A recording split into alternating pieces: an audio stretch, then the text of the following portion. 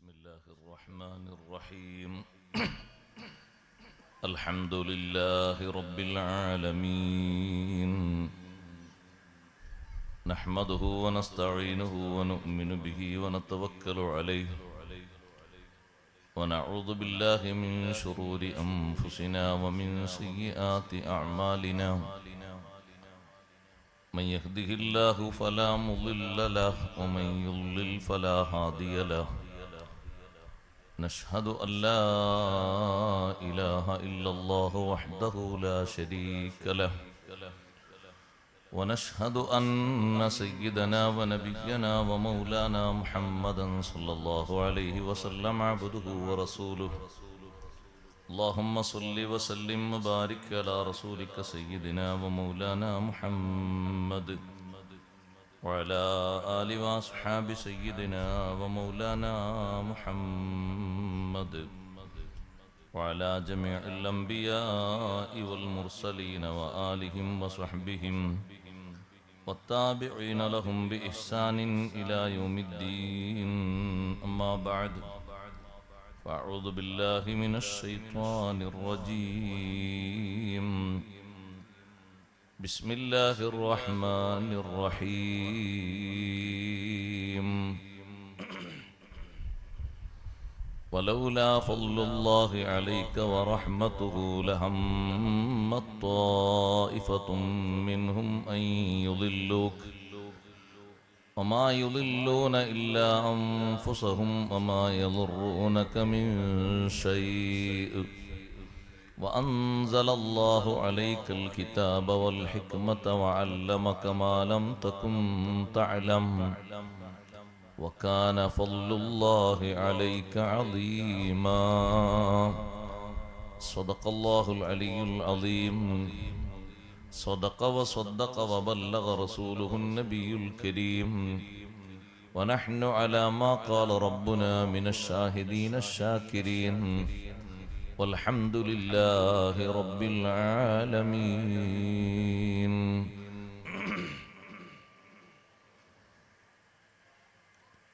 أزكى الصلاة مع السلام المنتشر ما لاح نجم والدياجي تعتكر تترى على خيل البنين من مضر من بين رسل الله وسيط الدرر بحر العطايا المصطفى العالي القدر أهل الشفاعة خير من جاء بالزبر ركن الهدى وبل الندى وهو البدر بتمامه ولنوره استحيا القمر يا رب صل على النبي محمد منجي الخلائق من جهنم في غدي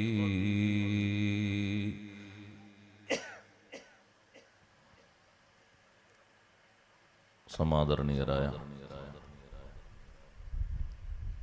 പണ്ഡിതന്മാരെ, ഉസ്താദുമാരെ,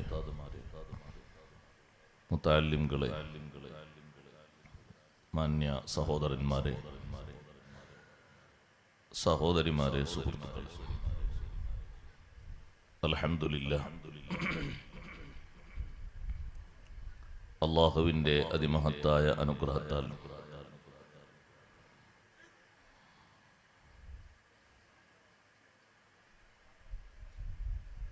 പരിശുദ്ധമായ റബീഉൽ അവ്വലിൽ തുടക്കം മുതൽ ഒടുക്കം വരെ ലോകത്തിൻ്റെ നേതാവ് സയ്യിദുനാ റസൂലുള്ളാഹി സ്വല്ലല്ലാഹു അലൈഹി വസല്ലം തങ്ങളുടെ മഹത്വങ്ങൾ ഏറെ പാടുകയും പറയുകയും കേൾക്കുകയും ചെയ്തു. അതിനൊരു പരിസമാപ്തി കുറിക്കുന്ന ഒരു മജ്‌ലിസ് ഇവിടെ സംഘടിപ്പിക്കപ്പെട്ടിരിക്കുകയാണ്. അഷ്റഫുൽ ഖൽഖ് സയ്യിദുനാ റസൂലുള്ളാഹി സ്വല്ലല്ലാഹു അലൈഹി വസല്ലം തങ്ങളെ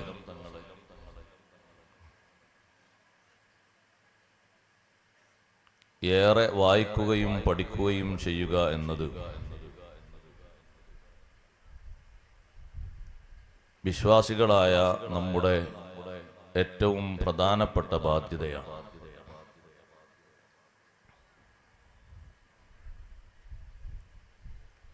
എത്ര വായിച്ചു പഠിച്ചാലും തീർക്കാൻ കഴിയാത്ത ഒരു വിശുദ്ധ ചരിത്രം ലോകത്തിനു മുന്നിൽ എപ്പോഴും എഴുതുന്നവരും പറയുന്നവരും അവരവരുടെ കഴിവിനനുസരിച്ച് എഴുതി പറഞ്ഞു മതിയാക്കി എന്നതല്ലാതെ പൂർത്തിയാക്കി എന്ന് പറയാൻ കഴിയുന്ന ഒരാളും വന്നിട്ടില്ല, വരാൻ ചാൻസുമില്ല. അഷ്റഫുൽ ഖൽഖ് സല്ലല്ലാഹു അലൈഹി വസല്ലം അവിടുത്തെ അവദാനങ്ങൾ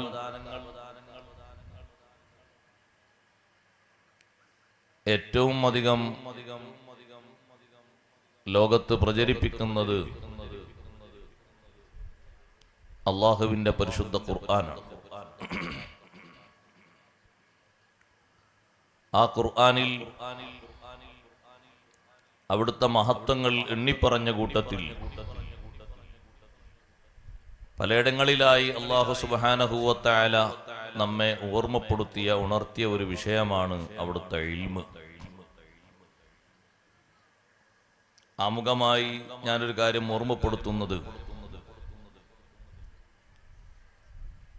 ദീനിയായ ഇൽമുമായി ബന്ധപ്പെട്ട്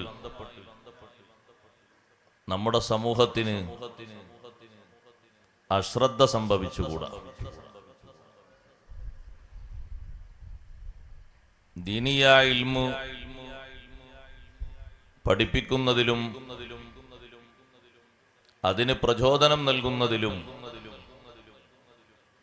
മുൻഗാമികൾ ശ്രദ്ധിച്ചതുപോലെ ഉത്സാഹിച്ചതുപോലെ ഏറ്റവും കൂടുതൽ ശ്രദ്ധിക്കുകയും ഉത്സാഹിക്കുകയും ചെയ്യണം. ഓരോ കുടുംബത്തിലും ഏറ്റവും ചുരുങ്ങിയത് ഒരു മികവുള്ള ആലിമ് ഉണ്ടായേ തീരൂ. ചിലർ ചോദിക്കും, ഉസ്താദേ ഇവിടെ തന്നെ നോക്ക്, നിങ്ങൾ എത്ര മുത്താലിമുകളാ. ഇങ്ങനെ നമ്മുടെ ജില്ലയിലും സ്റ്റേറ്റിലൊക്കെ കോളേജുകളും ദർസുകളും നോക്കുമ്പോൾ ആളുകളൊക്കെ അത്യാവശ്യം മതി എന്ന രീതിയിലല്ലേ തോന്നുന്നത്? അല്ല. എന്താ അങ്ങനെ പറയാൻ കാരണം? ഇപ്പോഴും സഹോദരങ്ങളെ, ഓരോ കുടുംബങ്ങളിലേക്ക് വിവിധ വിഷയങ്ങളുമായി ബന്ധപ്പെട്ട് നാം കടന്നു ചെല്ലുമ്പോഴാണ് വിവരക്കുറവിന്റെ കാര്യം മനസ്സിലാകുന്നത്. നല്ലോണം വിവരമുള്ള ആളുകൾ, ഇൽമുള്ള ആളുകൾ പഴയ കാലത്തെ പോലെ ആലിമൊന്നായിട്ടില്ലെങ്കിലും ഫത്ഹുൽ മുഈനും അതുപോലെയുള്ള കിതാബുകളൊക്കെ ഓതി പഠിച്ച് തഴക്കമുള്ള സാധാരണക്കാരുണ്ടെങ്കിൽ വലിയ പേടില്ലായിരുന്നു. അതേ സമയത്ത് ഉണർത്തിക്കൊടുക്കാൻ ശരിയായ ഇൽമില്ലെങ്കിൽ അബദ്ധങ്ങൾ ഒരുപാട് സംഭവിക്കും. ഇപ്പൊ അടുത്തൊരു സ്ഥലത്ത് വലിയ സന്തോഷത്തോടുകൂടെ നടത്തുന്ന ഒരു സദ്യയാണല്ലോ അഖീഖ എന്ന് പറയുന്നത്. 10 സദ്യകൾ സുന്നത്തുണ്ട്. പക്ഷെ പലതും സുന്നത്തായി പുറത്ത് കാണാറില്ല എന്നേ ഉള്ളൂ, അല്ലേ? മാർക്കം നടത്തിയാൽ ഒരു വലീമത്ത് സുന്നത്തില്ലേ? ആരാ കൊടുക്കാറുള്ളത്? കിട്ടുന്ന ഡ്രസ്സും മുട്ടായൊക്കെ അവിടെ വാങ്ങിക്കുന്നല്ലാതെ മാർക്കം ചെയ്ത് വന്നാൽ ഒരു വലീമത്ത് സുന്നത്തുണ്ട്. വലീമത്ത് എന്ന് പറഞ്ഞാൽ കല്യാണത്തിന് മാത്രമൊന്നുമല്ല. അൽ വലാഇമു അശ്റുൻ, വലീമത്തുകൾ 10 എണ്ണമുണ്ട്. അതിൽ പ്രധാനപ്പെട്ട ഒന്നാണ് ഇന്ദൽ ഖിതാൻ, മാർക്കം ചെയ്യുന്ന സമയത്ത്. അതിനു മുമ്പേ ആദ്യം വരുന്ന ഒന്നാണ് അഖീഖ. ആ അഖീഖ അത് നല്ല ഇൽമുള്ള ആളുകളെ സമീപിച്ച് അവര് പറയും പോലെ കേട്ട് കാര്യങ്ങൾ ചെയ്യണം. ഇപ്പൊ അടുത്തുണ്ടായ അനുഭവം എന്താന്ന് വെച്ചാൽ, അർത്ഥമെന്ന് ചോദിച്ചു. നമ്മൾ അവിടെ എത്തിയപ്പോ സാധാരണ ചോദിക്കുമല്ലോ മൃഗത്തെ അർത്ഥം. നല്ലൊരു മൃഗത്തെ കെട്ടിക്കൊണ്ട് വെച്ചിട്ടുണ്ട്, വയസ്സും പ്രായമൊക്കെ റെഡിയാണ്, അതിനൊന്നും കുഴപ്പമില്ല. അറവ് നടത്തുന്ന ആളും അറിയുന്ന ആൾ തന്നെ. പക്ഷെ അതിന് വീട്ടുകാരൻ പറഞ്ഞു, മുടി കളയാനുള്ള ആളെത്തിയിട്ടില്ല, 2 കത്തി ഒപ്പല്ലേ വെക്കണ്ടേന്ന് വെച്ചു. ഇത് നിങ്ങൾ കരുതണ്ട ബാംഗ്ലൂരിലാണ് മലപ്പുറം ജില്ലത്തെ പരിപാടി പറഞ്ഞത്, അല്ലാതെ വേറെ എവിടെയല്ല. നമ്മുടെ മലപ്പുറം ജില്ലത്തെ ഒരു സ്ഥലത്തായി പറഞ്ഞത്, നമ്മൾ വിഷയമായി പറഞ്ഞ ഉദാഹരണം ഞാൻ പറഞ്ഞത്. എന്താ അങ്ങനെ പറയാൻ കാരണം? ഇപ്പോഴും ജഹാലത്ത് നിലനിൽക്കുന്നുണ്ട് എന്നതിൻ്റെ ഒരു അടയാളാണത്. അങ്ങനെ ഉണ്ടോ? 1-2 കത്തി ഒപ്പര വെക്കണ്ട്, കുട്ടിയുടെ തലയിലും മൃഗത്തിന്റെ കഴുത്തിലും അല്ലേ?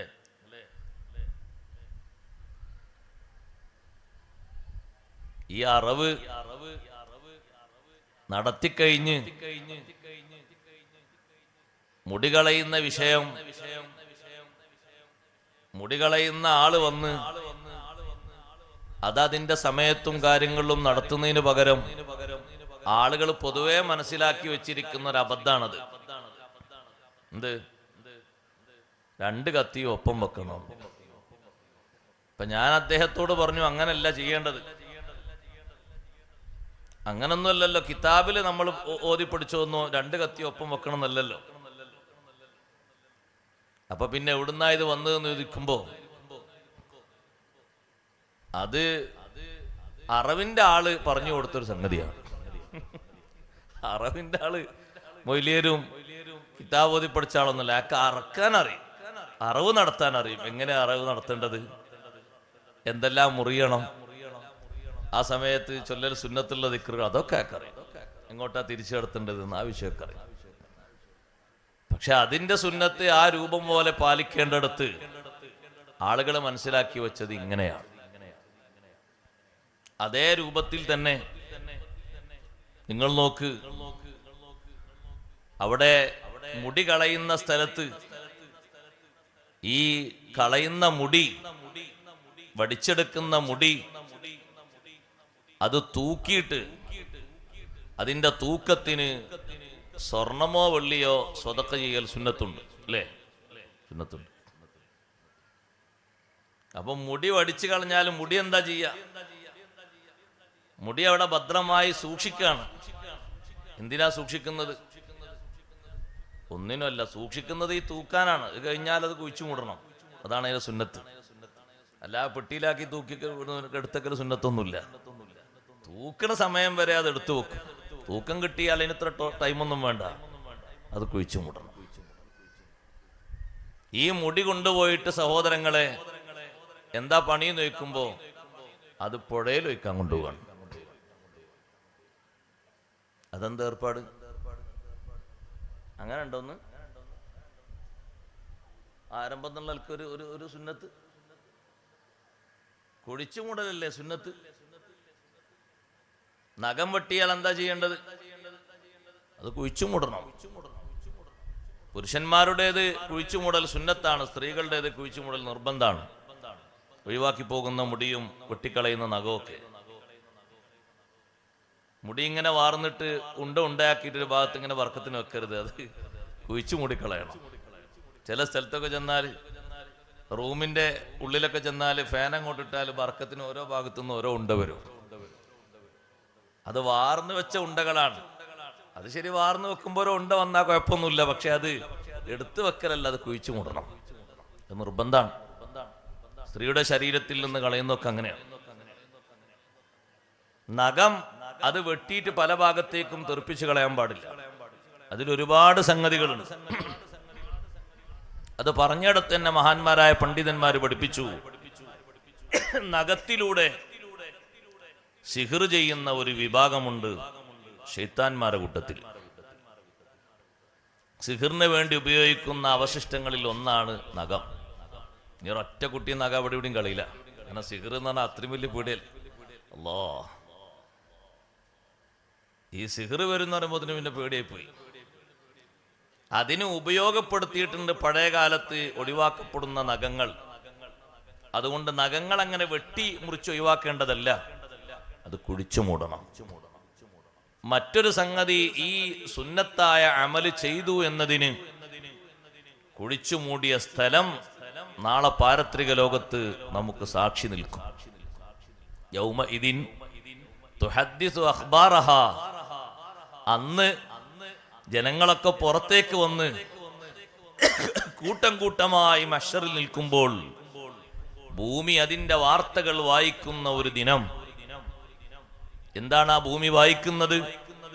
ഭൂമിയുടെ ഉപരിഭാഗത്ത് ചെയ്ത നന്മയും വായിക്കും, തിന്മയും വായിക്കും. ആ ഭൂമി സാക്ഷിയാകുന്ന ഒരു സംഗതിയാണ്. ഇയാൾ ഈ സുന്നത്തായ അമല് നിർവഹിച്ചിട്ടുണ്ട്, കുഴിച്ചു മൂടിയ സ്ഥലം അത് സാക്ഷി നിൽക്കും. അതുകൊണ്ട് ഓരോ 10 ദിവസവും കൂടുമ്പോൾ നഖം മുറിച്ചു കളയണം. മുറിച്ചു കളയുന്നവർ തന്നെ ഒരൊറ്റ നഖവും ബർക്കത്തിന് ബാക്കി വെക്കരുത്, മുറിക്കാതെ. അങ്ങനെ വെക്കരുത്. എല്ലാ നഖവും മുറിക്കണം. ഏതെങ്കിലും ഒരു നഖം മുറിക്കാതെ ബാക്കി വെക്കാൻ പാടില്ല. നഖം മുറിക്കാതെ ബാക്കി വെക്കുന്നത് റഹ്മത്തിന്റെ മലക്കുകൾ അകന്നു പോകാനുള്ള വലിയൊരു കാരണമാണ്. അഷ്റഫുൽ ഖൽഖ് സയ്യിദുനാ റസൂലുള്ളാഹി സ്വല്ലല്ലാഹു അലൈഹി വസല്ലം. അഷ്റഫുൽ ഖൽഖ് സയ്യിദുനാ റസൂലുള്ളാഹി ഉറക്ക സ്വലാത്തല്ലണം. ഈ ചില വെള്ളിയാഴ്ച പള്ളിയിൽ കുത്തുപോകും പോലെ ആകരുത്. സ്വലാത്ത് ഉറക്ക ചൊല്ലണം. ചില പള്ളിയിൽ കുത്തുപോതാണ് വലിയ ബുദ്ധിമുട്ടാണ്. കാരണം ഒക്കെ അങ്ങനെ ഇരിക്കുന്നുണ്ടാകും. ബിരുദം കൊടുക്കാൻ പറ്റും, നൗമി ബിരുദം എല്ലാവർക്കും. ബിരുദത്തിന് പുതിയ പേരായിക്കോട്ടെ, ഇല്ലെങ്കിൽ ആരെങ്കിലും സ്വീകരിച്ചോളെ. എല്ലാവർക്കും കൊടുക്കാൻ പറ്റും. വെള്ളിയാഴ്ച ജുമാക്കറിനൊക്കെ നൗമി പുതിയ ബിരുദം. ഒക്കെ ഉറങ്ങാനാ പള്ളിയിലേക്ക് വരുന്നത്. സ്വലാത്ത് ഉറക്ക ചെല്ലണ്ടേ? അങ്ങനല്ലേ മഹാന്മാര് പഠിപ്പിച്ചത്? സ്വലാത്ത് കൊണ്ട് ശബ്ദം ഉയർത്തണം അല്ലേ? എന്നിട്ട് എവിടെ ഉയർത്തൽ? നിങ്ങളെ പള്ളി ഉയർത്തലുണ്ടോ? എന്തിനാണ് പിന്നെ കൂടുന്നത്? കാരണവന്മാരായിട്ട് ചില ആൾക്കാരാണ് അങ്ങനെ ഇരിക്കുന്നത്. ഞാൻ ചിലപ്പോഴൊക്കെ പറയാം അവർക്ക് മരിച്ചൂടെ. ഉറക്ക സ്വലാത്തല്ലണം. എന്താ തൊള്ളയിലെന്താ പിണ്ണാക്കുണ്ടോ? അത് ചെല്ലാതെ അമീറുൽ മൂമിനീൻ എന്ന് കേൾക്കുമ്പോ കാണാം റളിയല്ലാഹുവിനോട് ഉറക്ക ചൊല്ലണാണ്. നിങ്ങൾ ആ റളിയല്ലാഹുവിന് ഭയങ്കര സൗണ്ടില് സ്വലാത്താണെങ്കിൽ പതുക്കെയും. അതൊരു മര്യാദക്കേടല്ലേ? സൂഉല്ലദബല്ലേ സഹോദരങ്ങളെ? ശബ്ദം ഉയർത്തേണ്ടത് ഏതുകൊണ്ടാ? സ്വലാത്ത് കൊണ്ടാണ്. നിങ്ങളിങ്ങനെ ഉറങ്ങിയിരിക്കരുത്. അങ്ങനെ ഉറങ്ങിയിരുന്ന അപ്പൊ തന്നെ ഞാൻ അവസാനിപ്പിക്കും. ഹസൻ ഉസ്താദ് വിളിച്ചുകൊണ്ട് വന്നാണ്. എനിക്ക് പിന്നെ അങ്ങനെ നിർബന്ധമായി വന്നാണ്. എല്ലാ ബുദ്ധിമുട്ടൊന്നുമില്ല. അതുകൊണ്ട് സ്വലാത്ത് ഉറക്കെ ചൊല്ലണം. അത് 2 ആൾ ഇരിക്കുകയാണെങ്കിൽ 2 ആള്, 150, 200, 300 ആൾ വേണമെന്നുള്ള നിർബന്ധമൊന്നുമില്ല. ഒരു നിർബന്ധമില്ല. ഇരിക്കുന്നവർ കേൾക്കുന്നവർ സ്വലാത്ത് ഉറക്കെ ചൊല്ലിക്കൊള്ളണം. ബഖീലാകാൻ പാടില്ല. ആരാ ബഖീല്? അൽ ബഖീലു മൻ ദുക്കിർതു ഇൻദഹു ഫലം യുസല്ലി അലയ്യ. എന്നെ കേട്ടിട്ട്, എന്റെ ഇസ്മ കേട്ടിട്ട് സ്വലാത്ത് ചെല്ലാത്തവനാണ് ബഖീൽ. വെള്ളിയാഴ്ച ഇസ്മല്ല ലമീറിനടക്കം സ്വലാത്തല്ലണമെന്നല്ലേ പറഞ്ഞത്? ഇസ്മിനെ അല്ലേ വലിയ ഭാഗ്യമായി, പിന്നെ ലമീറിന്. അലൈഹി, സ്വല്ലല്ലാഹു അലൈഹി എന്ന് കേൾക്കുമ്പോ അതിന് ചൊല്ലണം. എന്ത്? സ്വല്ലല്ലാഹു അലൈഹി വസല്ലം. വഅലാ ആലിഹി അവിടെയും ചൊല്ലണം. എന്ത്? ഖത്തീബ് ചൊല്ലിത്തന്നെങ്കിലേ ചൊല്ലു, കേൾക്കണോടെ പറഞ്ഞേ. വസ്വഹ്ബിഹി അവിടെയും ചൊല്ലണം സ്വലാത്ത്. പക്ഷെ അതൊന്നും ഇല്ലെങ്കിലും സഹോദരങ്ങളെ, ആ ഇസ്മിനെങ്കിലും ഒന്ന് ചൊല്ലണ്ടേ? എല്ലാവരും വെള്ളിയാഴ്ച ഉറക്ക സ്വലാത്തല്ലണം. നിങ്ങൾ ഒരാൾ ഉറക്ക ചൊല്ലിയിട്ട് ആ ഉറക്ക കേട്ടിട്ട് വേറെ ആരെങ്കിലും ചൊല്ലിയാൽ അന്നത്തെ ദിവസം നിങ്ങൾ വിജയിച്ചു. നിങ്ങളൊരു ഉറക്ക സ്വലാത്ത് കേട്ടിട്ട് അപ്പുറത്തൊരു 5 ആള് ചൊല്ലി, അവരൊക്കെ ഒന്ന് ഉണർന്നു, ഉറക്ക സ്വലാത്തല്ലുന്നവരായി. നിങ്ങൾ ആ സ്വലാത്തിനെ അവിടെ സജീവമാക്കിയതിന് അല്ലാഹു സുബ്ഹാനഹു വ തആല പ്രത്യേക ആദരവ് തരും.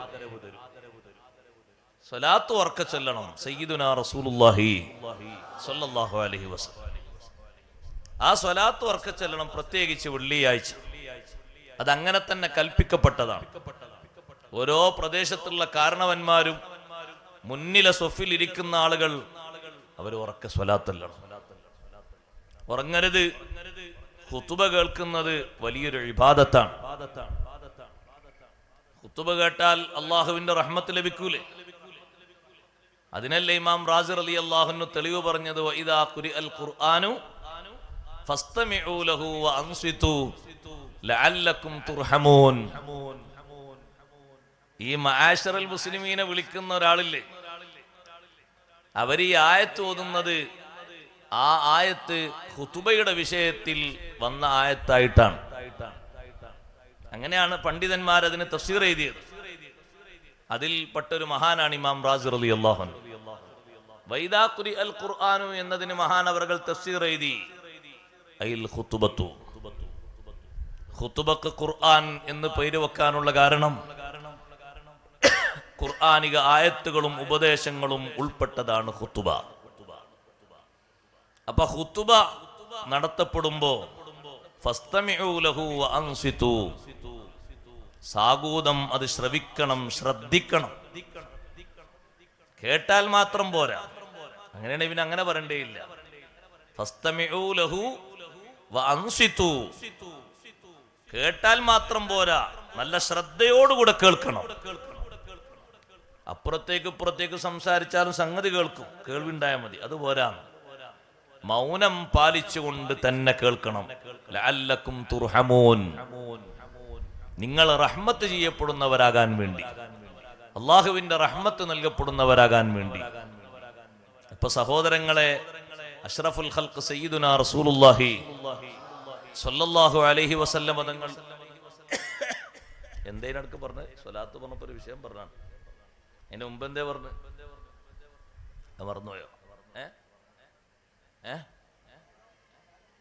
നഖം മുറിക്കാം. കുറച്ചു കാലം ജിബ്രീൽ അലൈഹിസ്സലാം വരാത്ത ഒരു സമയം ഉണ്ടായിരുന്നു.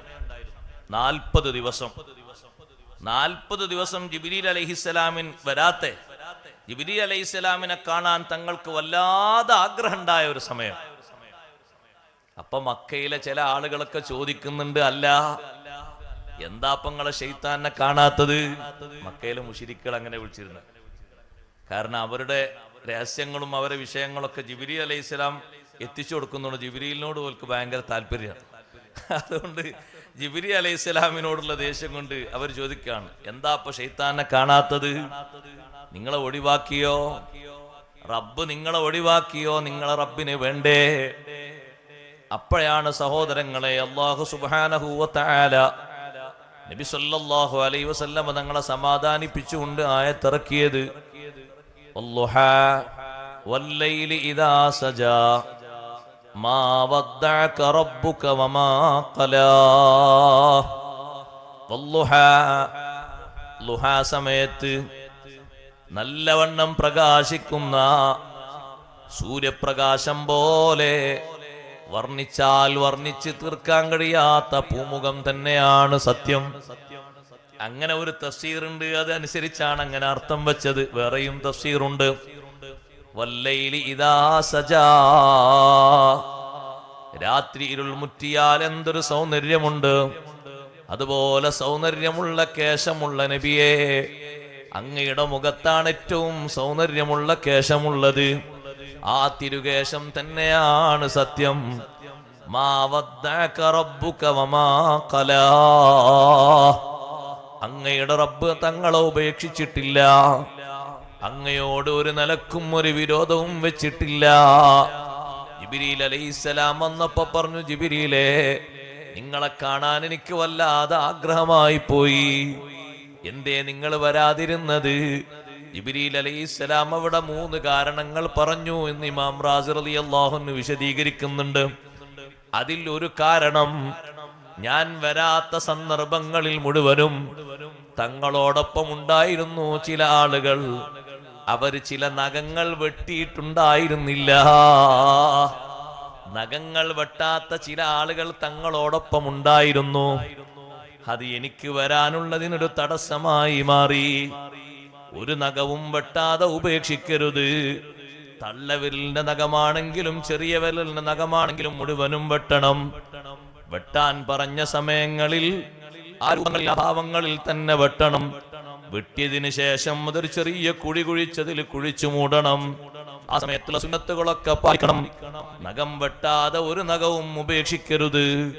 പണ്ഡിതന്മാര് പഠിപ്പിച്ചില്ലേ, വെട്ടാത്ത ഒരു നഖം ഏതെങ്കിലും ഒരാളെ ശരീരത്തിൽ പറ്റിയിട്ട് പരിക്ക് പറ്റിയാൽ, മുറിവ് പറ്റിയാൽ, മുറിവ് മാറുന്നത് വരെയുള്ള ചികിത്സക്കുള്ള കാശ് നഖം വളർത്തിയവൻ കൊടുക്കണം. അങ്ങനെ വേണ്ട, വലിയ നഖം കൊണ്ട് നടന്നിട്ട് ആളുകളെ ശരീരത്തിൽ കോറിപ്പോയാല് ഇത് വിഷല്ലേ? അത് വിഷാംശത്തിൽ ഏതെങ്കിലും ചെറിയൊരു അംശം കണ്ടിട്ട് ടൈം എടുത്താൽ അത് ഷുഗറൊക്കെ ഉള്ള ആളെ കുറച്ചുകൂടി ടൈം എടുക്കും. അപ്പൊ അത്രയും അയാൾ നഖം വർത്താൻ നഖം ആ ടൈം ആകുമ്പോഴേക്ക് വെട്ടണം. നഖം വെട്ടാത്ത ആളുകൾ കൂടെ ഉണ്ടായിരുന്നു, അതുകൊണ്ടാ വരാതിരുന്നത് എന്ന് 3 കാരണങ്ങളിൽ ഒരു കാരണമായി പറഞ്ഞപ്പോ സത്യത്തിൽ അത് വളരെ മോശപ്പെട്ട സംഗതിയാണ്. നഖം അതിന്റെ സമയമാകുമ്പോഴേക്ക് വെട്ടണം. അഷ്റഫുൽ ഖൽഖ് സല്ലല്ലാഹു അലൈഹി വസല്ലം പഠിപ്പിച്ച സുന്നത്താണ്. വെട്ടിയാൽ അത് അങ്ങനെ പുറത്തേക്ക് അങ്ങനെ വലിച്ചു കളയരുത്, കുടിച്ചു മൂടണം. വെട്ടിയ ഉടനെ തന്നെ കൈകൾ കഴുകണം, വൃത്തിയാക്കണം. വെള്ളിയാഴ്ച ഭംഗിയാകുന്ന കൂട്ടത്തിൽ പ്രത്യേകം ഉണർത്തിയത് കൂടിയാണത്. വെള്ളിയാഴ്ചയാണതിന് സമയമായതെങ്കിൽ വെള്ളിയാഴ്ച ചെയ്യണം, അല്ലെങ്കിൽ വ്യാഴാഴ്ചയാക്കണം, അല്ലെങ്കിൽ തിങ്കളാഴ്ചയാകണം. ഈ സമയങ്ങളിൽ ഏതെങ്കിലും ഒന്ന് തെരഞ്ഞെടുത്ത് നഖം വെട്ടണം. നിശ്ചയിച്ച സമയങ്ങളിൽ സഹോദരങ്ങളെ, കൈയിന്റെയും കാലിന്റെയും നഖങ്ങൾ അങ്ങനെ വെട്ടണം. ഏതെങ്കിലും ആളുകൾ വെട്ടാത്ത ഒരു നഖവുമായിട്ട് ഇങ്ങനെ പ്രത്യക്ഷപ്പെടുന്ന കണ്ടപ്പോൾ അത് പകർത്തരുത് എന്നർത്ഥം. നമ്മൾ അത് പകർത്തേണ്ടവരല്ല. നമ്മൾ പകർത്തേണ്ടത് ഹബീബ് റസൂലുള്ളാഹി സ്വല്ലല്ലാഹു അലൈഹി വസല്ലം നൽകിയ അനുഗ്രഹങ്ങളിൽ ഏറ്റവും വലിയ അനുഗ്രഹമാണ് അവിടുത്തെ ഇൽമ്.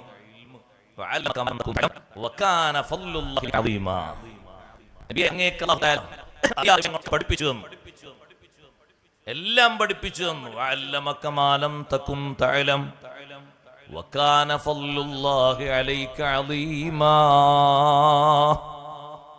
മറ്റുള്ളവർക്കത് പെട്ടെന്ന് ബോധ്യമായി കൊള്ളണമെന്നില്ല, അവർക്ക് പിന്നീടേ മനസ്സിലാകൂ. നേരത്തെ നബി സല്ലല്ലാഹു അലൈഹി വസല്ലം നിങ്ങൾക്ക് ആ വിവരങ്ങളൊക്കെ അല്ലാഹു നൽകിയിട്ടുണ്ടാകും. കണ്ടില്ലേ?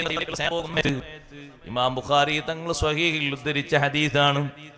ഖൈബറിലേക്ക് ഇങ്ങനെ ആളുകൾ പോകുമ്പോ ധീരനായ ഒരു മനുഷ്യൻ, നല്ല വെട്ടിപ്പടർത്തിയിട്ട് വിജയം സമ്മാനിക്കുന്ന ഒരു മനുഷ്യൻ, അദ്ദേഹത്തിന്റെ പേരിൽ ശാരീരിക വ്യത്യസ്ത അഭിപ്രായം പറഞ്ഞിട്ടിരിക്കട്ടെ, മുന്നോട്ട് നീങ്ങിക്കൊണ്ടിരിക്കുമ്പോ നബി സല്ലല്ലാഹു അലൈഹി വസല്ലം തങ്ങൾ പറഞ്ഞു, അതാ ഈ പോകുന്ന ആള് നരകക്കാരിൽപ്പെട്ട ആളാണ്. നരകക്കാരിൽപ്പെട്ട ആളാണ് എന്ന് പറയുന്നത് അപ്പുറത്തൊരു സഹാബി കണ്ടപ്പോൾ ആ സഹാബി ചോദിച്ചു, അല്ലാഹുവിന്റെ റസൂലേ, എങ്ങനെ? നല്ല പടവെട്ടി ജീവിക്കുന്ന ആള്, ഇസ്ലാമിന് ഒരുപാട് വിജയം സമ്മാനിക്കുന്ന ആളല്ലേ, ധീരനായ സഹോദരനല്ലേ അത്? നബി സല്ലല്ലാഹു അലൈഹി വസല്ലം പറഞ്ഞു, അല്ലാഹു എനിക്ക് നൽകിയ ഇൽമനുസരിച്ചാണ് ഞാനത് പറഞ്ഞത്. നിങ്ങൾക്കത് പിന്നീട് ബോധ്യമായി കൊള്ളും, ഇപ്പോൾ നിങ്ങൾക്കത് മനസ്സിലാകില്ല. അല്ലാഹു എനിക്ക് അദ്ദേഹത്തെ സംബന്ധിച്ച് നൽകിയ വിവരമാണത്. അദ്ദേഹം പടക്കളത്തിലേക്ക് ചെന്നു, നല്ലോണം പോരാടി. അതെ, അദ്ദേഹത്തിന് നല്ലൊരു വെട്ടുകൊണ്ടപ്പോൾ ഒരു ഭാഗത്ത് അദ്ദേഹം മറിഞ്ഞു വീണു. അപ്പോൾ നേരത്തെ മനസ്സിൽ ആശങ്ക വന്ന ആള് നബി സല്ലല്ലാഹു അലൈഹി വസല്ലം ഞങ്ങളെ മുന്നിൽ വന്നിട്ട് പറയാണ്, അല്ലാഹുവിന്റെ റസൂലേ, നിങ്ങൾ അദ്ദേഹത്തെ പറ്റി നരകക്കാരിൽപ്പെട്ട ആളാണ് എന്ന് പറഞ്ഞില്ലേ? അദ്ദേഹം അതാ നല്ലോണം പടപൊരുതിയിട്ട് ഒരു ഭാഗത്തവിടെ വെട്ടേറ്റ് കിടക്കുന്നു. വെട്ടേറ്റ് മരണപ്പെട്ടു എന്നാണ് തോന്നുന്നത്. നബി സല്ലല്ലാഹു അലൈഹി വസല്ലം ഞങ്ങൾ പറഞ്ഞു, മരിച്ചിട്ടില്ല. നിങ്ങൾ പോയി ശരിക്ക് ശ്രദ്ധിക്കണം, അദ്ദേഹം മരിച്ചിട്ടില്ല, വെട്ടുകൊണ്ടൊരു ഭാഗത്ത് കിടക്കുകയാണ്. ആ സ്വഹാബിയെ പറഞ്ഞയച്ചപ്പോൾ വെട്ടേറ്റു എന്ന കാരണം കൊണ്ട് ഇത്രയും കാലം നല്ലോണം പടപൊരുതിയിട്ട് എനിക്കൊരു വെട്ടും കൊണ്ടില്ലായിരുന്നല്ലോ, ഇപ്പൊ ഒരു വെട്ടേറ്റല്ലോ എന്ന നിലക്ക് ആ മനുഷ്യൻ അതാ തന്റെ വാള് അതിന്റെ മൂർച്ചയുള്ള ഭാഗം മലർക്കെ വെച്ച് ആ വാളിന്റെ മേലെ ശരീരം അങ്ങ് അമർത്തി വെച്ചുകൊണ്ട് ആത്മഹത്യ ചെയ്തു. ഈ രംഗം നോക്കിക്കണ്ട് നിൽക്കുന്ന സ്വഹാബി ഉറക്കെ വിളിച്ചു പറഞ്ഞു, അഷ്ഹദു അന്നക റസൂലുള്ളാഹ്. ഉറപ്പിച്ച് ഞാൻ പറയുന്നു നബിയെ, അവിടുന്ന് അള്ളാഹുവിന്റെ റസൂൽ തന്നെയാണ് എന്ന്. നേരത്തെ വരുമ്പോൾ തങ്ങൾ പറഞ്ഞല്ലോ ഇദ്ദേഹം നരകക്കാരിൽപ്പെട്ട ആളാണ് എന്ന്. എനിക്കത് ഇപ്പോൾ ബോധ്യമായി. അവസാന നിമിഷം ഷഹീദായി മരണപ്പെടുന്നതിന് പകരം ഈ മനുഷ്യൻ ആത്മഹത്യയല്ലേ ചെയ്തത്? ജനങ്ങളെ മുന്നിലേക്ക് വരുമ്പോൾ ഞാനിനി എന്ത് പറയും എന്ന ഒരു വല്ലായ്മ മനുഷ്യന് പിടികൂടി. ഒന്നും ആകാനില്ല, അതൊരു അടയാളമല്ലേ? വിശുദ്ധ ദീനിന് വേണ്ടി പോരാടിയതിൽ അള്ളാഹു നൽകിയൊരു അസറല്ലേ, അടയാളമല്ലേ അത്? അങ്ങനെ എത്ര മഹാന്മാർക്ക് പറ്റിയിരുന്നു. ഖത്താദ റളിയല്ലാഹുവിന്റെ കണ്ണ് പറഞ്ഞു പോന്നില്ലേ? ഖത്താദ റളിയല്ലാഹുവിന് നബി സല്ലല്ലാഹു അലൈഹി വസല്ലം മുന്നിൽ വന്നപ്പോ കണ്ണിങ്ങനെ പുറത്തേക്ക് അതാ ഉന്തി നിൽക്കുന്നു. മുകൾ ഭാഗത്ത് കുടി മാത്രമേ ഉള്ളൂ, കണ്ണിങ്ങനെ താന്ന് നിൽക്കുകയാണ്. വല്ല വിഷമമുണ്ടോ എന്ന് ചോദിച്ചപ്പോ ഇല്ല നബിയെ, വിഷമമൊന്നുമില്ല. പക്ഷേ ജനങ്ങളെ സംസാരമാണ് എനിക്ക് സഹിക്കാൻ പറ്റാത്തത്. എനിക്കിങ്ങനെ പരിക്ക് പറ്റിയതിൽ എനിക്ക് സന്തോഷമേ ഉള്ളൂ. അള്ളാഹു എനിക്ക് നിശ്ചയിച്ചൊരു ഖളാ അല്ലേ, അള്ളാഹു എനിക്ക് ഈ വിഷയത്തിൽ തരുന്നൊരു സവാബില്ലേ? എന്റെ കണ്ണ് വിശുദ്ധ ദീനിന് വേണ്ടി പറിച്ചെടുക്കാനുള്ള ഒരു അവസ്ഥയുണ്ടായില്ലേ? പക്ഷേ കാണുന്ന ആളുകളൊക്കെ ഉസീബ ഖത്താദ, ഉസീബ ഖത്താദ, ഉസീബ ഖത്താദ, ഖത്താദക്ക് പരിക്കുപറ്റി ഇതിങ്ങനെ പറയാം. ഈ പറച്ചിലാണ് കേട്ടുകൂടാത്തത്. അങ്ങനെയാണല്ലേ നബി സല്ലല്ലാഹു അലൈഹി വസല്ലം ആ കണ്ണിങ്ങനെ പൊക്കിയിട്ട് പതുക്കെ അവിടെ അങ്ങോട്ട് വെച്ചു കൊടുത്തു. ഒറ്റടിക്ക് അത് റെഡിയായി. അവിടുത്തെ ശറഫാക്കപ്പെട്ട കൈകൊണ്ട് തങ്ങൾ ഇങ്ങനെ അങ്ങോട്ട് അമർത്തി താഴോട്ട് വെച്ചു കൊടുത്തു. ഒരു പരിക്കുമില്ലാത്ത വിഷയമില്ലാത്ത രൂപത്തിൽ കണ്ണവിടെ ഉറച്ചു.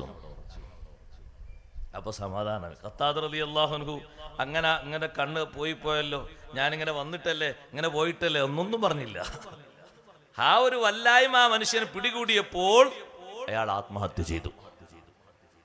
ഇത് മുൻകൂട്ടി കണ്ടിട്ടാണ് നബി സല്ലല്ലാഹു അലൈഹി വസല്ലം തങ്ങൾ പറഞ്ഞത് ഹാദാ മിൻ അഹ്ലിന്നാർ. ഹബീബ് സല്ലല്ലാഹു അലൈഹി വസല്ലം തങ്ങൾക്ക് അല്ലാഹു നൽകിയ ഇൽമിന്റെ ഭാഗമായിരുന്നു അത്. വഅല്ലമക മാ ലം തകുൻ തഅലം വകാന ഫളലുല്ലാഹി അലൈക അളീമാ. ഏത് വിഷയത്തിലും അല്ലാഹു തങ്ങൾക്ക് നൽകിയിരിക്കുന്ന മഹത്വം അളീമാ, അത് വിവരണാതീതമാണ്. ഇൽമില് മാത്രമല്ല, എല്ലാ വിഷയത്തിലും അങ്ങേക്ക് അല്ലാഹു നൽകിയ മഹത്വം അത് വിവരിച്ച് വർണ്ണിച്ച് തീർക്കാൻ ആർക്കും കഴിയില്ല. വകാന ഫളലുല്ലാഹി അലൈക അളീമാ. ആർക്കാണത് വരച്ചു തീർക്കാൻ കഴിയുന്നത്, എഴുതി തീർക്കാൻ കഴിയുന്നത്? ഓ സഹോദരങ്ങളെ, ആ ഹബീബ് സല്ലല്ലാഹു അലൈഹി വസല്ലം തങ്ങൾക്ക് നൽകപ്പെട്ട ഇൽമ് മറ്റു അംബിയാഇന് നൽകപ്പെട്ടതുപോലെയല്ല, മാറ്റമുണ്ട്. എന്തേ കാരണം? ബഹുമാനപ്പെട്ട കലീമുല്ലാഹി മൂസ അലൈഹിസ്സലാം, മൂസാ നബി അലൈഹിസ്സലാമിന് അല്ലാഹു തൗറാത്ത് നൽകി. ഈസാ നബി അലൈഹിസ്സലാമിന് അല്ലാഹു ഇൻജീൽ നൽകി. ദാവൂദ് നബി അലൈഹിസ്സലാമിന് അല്ലാഹു സബൂർ നൽകി. അതേ വ്യത്യസ്ത നബിമാർക്ക് അല്ലാഹു തആല സ്വഹീഫത്ത് നൽകി. വ്യത്യസ്ത കിതാബുകളും ഏടുകളും നൽകി. പക്ഷേ ഹബീബ് സല്ലല്ലാഹു അലൈഹി വസല്ലം തങ്ങൾക്ക് അല്ലാഹുവിന്റെ ഖുർആൻ നൽകിയത് അവർക്കാർക്കെങ്കിലും നൽകിയ രൂപത്തിലാണോ? അല്ല, മാറ്റം ഉണ്ട്. തൗറാത്ത് അത് നിശ്ചിത പലകകളിലായിട്ടല്ലേ അല്ലാഹു നൽകിയത്. ഇഞ്ചീല് അതൊരു ഗ്രന്ഥരൂപത്തിലായിട്ടല്ലേ നൽകിയത്. സബൂറും അങ്ങനെ തന്നെയല്ലേ നൽകിയത്. ഏടുകളും അങ്ങനെ തന്നെയല്ലേ നൽകിയത്. ഖുർആൻ അങ്ങനെയല്ല. നസല ബിഹിർ റൂഹുൽ അമീൻ അലാ ഖൽബിക ലിതകൂന മിനൽ മുൻദിരീൻ. റൂഹുൽ അമീൻ ജിബ്രീൽ അലൈഹിസ്സലാം അങ്ങയുടെ ഖൽബിൽ അല്ലാഹുവിന്റെ കലാമുമായി ഇറങ്ങി വന്നത്. അള്ളാഹുവിന്റെ കലാമ് സ്വീകരിക്കാൻ, ആ കിതാബ് മുഴുവനും സ്വീകരിക്കാൻ പക്വതയും പാകതയും പ്രവിശാലതയും ഉള്ള ഒരു ഖൽബേ ലോകത്തുള്ളൂ. അത് ഹബീബ് മുഹമ്മദ് റസൂലുള്ളാഹി സ്വല്ലല്ലാഹു അലൈഹി വസല്ലം തങ്ങളുടെ ഖൽബാണ്. അതേ ആയത്ത് വിശദീകരിച്ചുകൊണ്ട് ഇമാം ഖുർത്തുബി റളിയല്ലാഹു അൻഹു പറയുന്നു, നബി സല്ലല്ലാഹു അലൈഹി വസല്ലം തങ്ങൾക്ക് അല്ലാഹു നൽകിയ മഹത്വമാണ്. വേറൊരാളുടെയും ഖൽബിലേക്കല്ലല്ലോ അല്ലാഹു കിതാബ് പകർന്നു നൽകിയത്. ഗ്രന്ഥരൂപത്തിലായിട്ടും പലകരൂപത്തിലായിട്ടും മറ്റുമല്ലേ നൽകിയത്. അതേ സമയത്ത് നബി സല്ലല്ലാഹു അലൈഹി വസല്ലം തങ്ങൾക്ക് നൽകിയ ഫുർഖാനുൽ അലീം അല്ലാഹു നേരെ നൽകിയത് അവിടുത്തെ ഖൽബിലേക്കാണ്. എന്താണ് ആ ഖൽബിന്റെ പ്രവിശാലത, എന്താണ് ആ ഖൽബിന്റെ സൗന്ദര്യം? അതല്ലേ അല്ലാഹു വിശദീകരിച്ചത്, അലം നശ്റഹ് ലക സദ്റക്. ഓ നബിയേ, ലോകത്തുള്ള എല്ലാ ഇൽമും ഉൾക്കൊള്ളാൻ മാത്രം വിശാലതയുള്ള ഖൽബ് തങ്ങൾക്ക് സമ്മാനിച്ചില്ലയോ നബിയേ? ലോകത്തൊരു നബിക്കും അല്ലാഹു ഇത് നൽകിയിട്ടില്ല. അതുകൊണ്ടാണ് അവിടുന്ന് പറഞ്ഞത്, ഊതീതു ഇൽമൽ അവ്വലീന വൽ ആഖിരീൻ. പൂർവികരുടെ ഇൽമും എനിക്ക് നൽകപ്പെട്ടു, പിൽക്കാലത്ത് വരുന്ന സർവ്വരുടെ ഇൽമും എനിക്ക് നൽകപ്പെട്ടു. ഇനി ലോകത്ത് എത്ര കണ്ടുപിടുത്തക്കാര് വന്നാലും, എത്ര വലിയ ബുദ്ധിമാന്മാര് വന്നാലും, എത്ര മയാചാരക്കാര് വന്നാലും, അവരൊക്കെ ലോകത്ത് വരുന്നതും സ്പർശിക്കുന്നതും മുന്നോട്ട് വെക്കുന്നതും നേരത്തെ നിർവചിച്ച് ലോകത്ത് പഠിപ്പിച്ചിട്ടുണ്ട് സയ്യിദുനാ റസൂലുള്ളാഹി സ്വല്ലല്ലാഹു അലൈഹി വസല്ലം തങ്ങൾ. ഒരാലങ്കാരിക പ്രയോഗത്തിന് വേണ്ടി പറഞ്ഞതല്ല. ഈ യുഗത്തെ നോക്കിക്കണ്ടിട്ട് വർണ്ണിച്ചിട്ടില്ലേ ഹബീബ് സ്വല്ലല്ലാഹു അലൈഹി വസല്ലം തങ്ങൾ? ഇന്നത്തെ അടയാളങ്ങൾ അന്ന് പറഞ്ഞിട്ടില്ലേ? ഇന്ന് നടക്കാൻ പോകുന്ന അടയാളങ്ങൾ എത്ര കൃത്യമായിട്ടാണ് തങ്ങൾ നോക്കി പറഞ്ഞത്.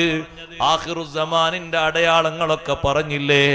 സഹോദരങ്ങളെ, സഹോദരിമാരെ, ആ കൂട്ടത്തിൽ നമ്മൾ ഏറ്റവും കൂടുതൽ പേടിക്കപ്പെടുന്ന രീതിയിൽ ഇനി കാണാനിരിക്കുന്നത് വലിയ അടയാളങ്ങളാണ്.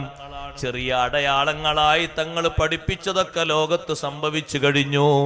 ഏതാ സംഭവിക്കാത്തത്? നിങ്ങൾ കണ്ടില്ലേ, വർത്തമാന യുഗത്തില് ജനങ്ങൾക്കൊരു പ്രശ്നവും അല്ലാത്ത രൂപത്തില് യുവസമൂഹം എന്ന് മാത്രമല്ല, ആണും പെണ്ണും വൃദ്ധന്മാരും എല്ലാവരും ഒരു സ്റ്റാറ്റസായി ഉപയോഗിക്കുന്നു മദ്യപാനം. എന്നിട്ടോ അവരുടെ ഭാഷ എന്താണ്? അവരുടെ വർത്തമാനം എന്താണ്? ഖുർആൻ കുടിക്കരുത് എന്ന് പറഞ്ഞത്, ഹദീസ് കഴിക്കരുത് എന്ന് പറഞ്ഞത്, നിഷിദ്ധമാണ് എന്ന് പറഞ്ഞത്, പാടില്ലാത്തതാക്കി വെച്ചത് ഈ ഉപയോഗിക്കുന്നതല്ല, അത് വേറൊന്നാണ് എന്നല്ലേ പറയുന്നത്. ഇതല്ലേ കാലേ കൂട്ടി നബി സല്ലല്ലാഹു അലൈഹി വസല്ലം തങ്ങൾ സ്വഹാബത്തിന്റെ മുൻപന്തിയിൽ പറഞ്ഞത്. സ്വഹാബത്ത് ചോദിച്ചു, അല്ലാഹുവിന്റെ റസൂലേ, എങ്ങനെയാണ് അവിടുത്തെ ഉമ്മത്തിൽപ്പെട്ടവർ ഖംർ എങ്ങനെയാണ് ഹലാലാക്കുക? അന്ന് നബി സല്ലല്ലാഹു അലൈഹി വസല്ലം പറഞ്ഞു, സൈസമ്മൂനഹാ ബിഗൈരി ഇസ്മിഹാ. അവരതിന് പേര് മാറ്റി പറയും, പേര് മാറ്റി പറയും. സുബ്ഹാനല്ലാഹ്. ഞാൻ ബഹ്റൈനിൽ വരുമ്പോ എന്റെ തൊട്ടടുത്തുണ്ട് ഒരു പാവപ്പെട്ട മനുഷ്യൻ. കുറെ കാലമായി ബഹ്റൈനില്, ബാവാക്കെന്ന് പറയും. അപ്പൊ ഭക്ഷണമൊക്കെ കൊണ്ടുവന്ന ശേഷം ഈ വിമാനത്തിലുള്ള ആളുകള് അപ്പുറത്തും ഇപ്പുറത്തുള്ള ആളുകൾക്ക് കുപ്പീന്ന് ഇങ്ങനെ ഒഴിച്ചു കൊടുക്കുമ്പോ ഞാൻ ചോദിച്ചു അദ്ദേഹത്തോട്, അല്ല ഇതിലിപ്പോ എല്ലാ തരം സാധനം ഉണ്ടല്ലോ ഉസ്താദേ, അതും അതിന്റെ വലുതും ചെറുതും എല്ലാ ഐറ്റംസ് അതിലുണ്ട്. അതാ അവരങ്ങനെ ഒഴിച്ചു കൊടുക്കുന്ന കുറെ ആൾക്കാർ. അവരെ മാത്രം പറയണ്ട. അദ്ദേഹം പറഞ്ഞു, കഴിഞ്ഞ പ്രാവശ്യം ഞാൻ വരുമ്പോ എന്റെ തൊട്ടടുത്തൊരു ചെറുപ്പക്കാരൻ വന്നിരുന്നു. അവിവാഹിതനാണ്, കല്യാണം കഴിച്ചിട്ടില്ല, നല്ല ചെറുപ്പമുള്ള ആളാണ്. അദ്ദേഹം നല്ല ഉയർന്ന ജോലിക്കാരനാണ്, നല്ല ശമ്പളക്കാരനാണ്. വന്നിരുന്നപ്പോ തുടക്കത്തിൽ എനിക്ക് നല്ല സന്തോഷമായി. കാരണം ഇശാമാരുവിന്റെ ഇടയിൽ നമ്മുടെ നാട്ടിലൊക്കെ പതിവുള്ളത് പോലെ തബാറക്കും ഇതാ വക്കാത്തെ കോതി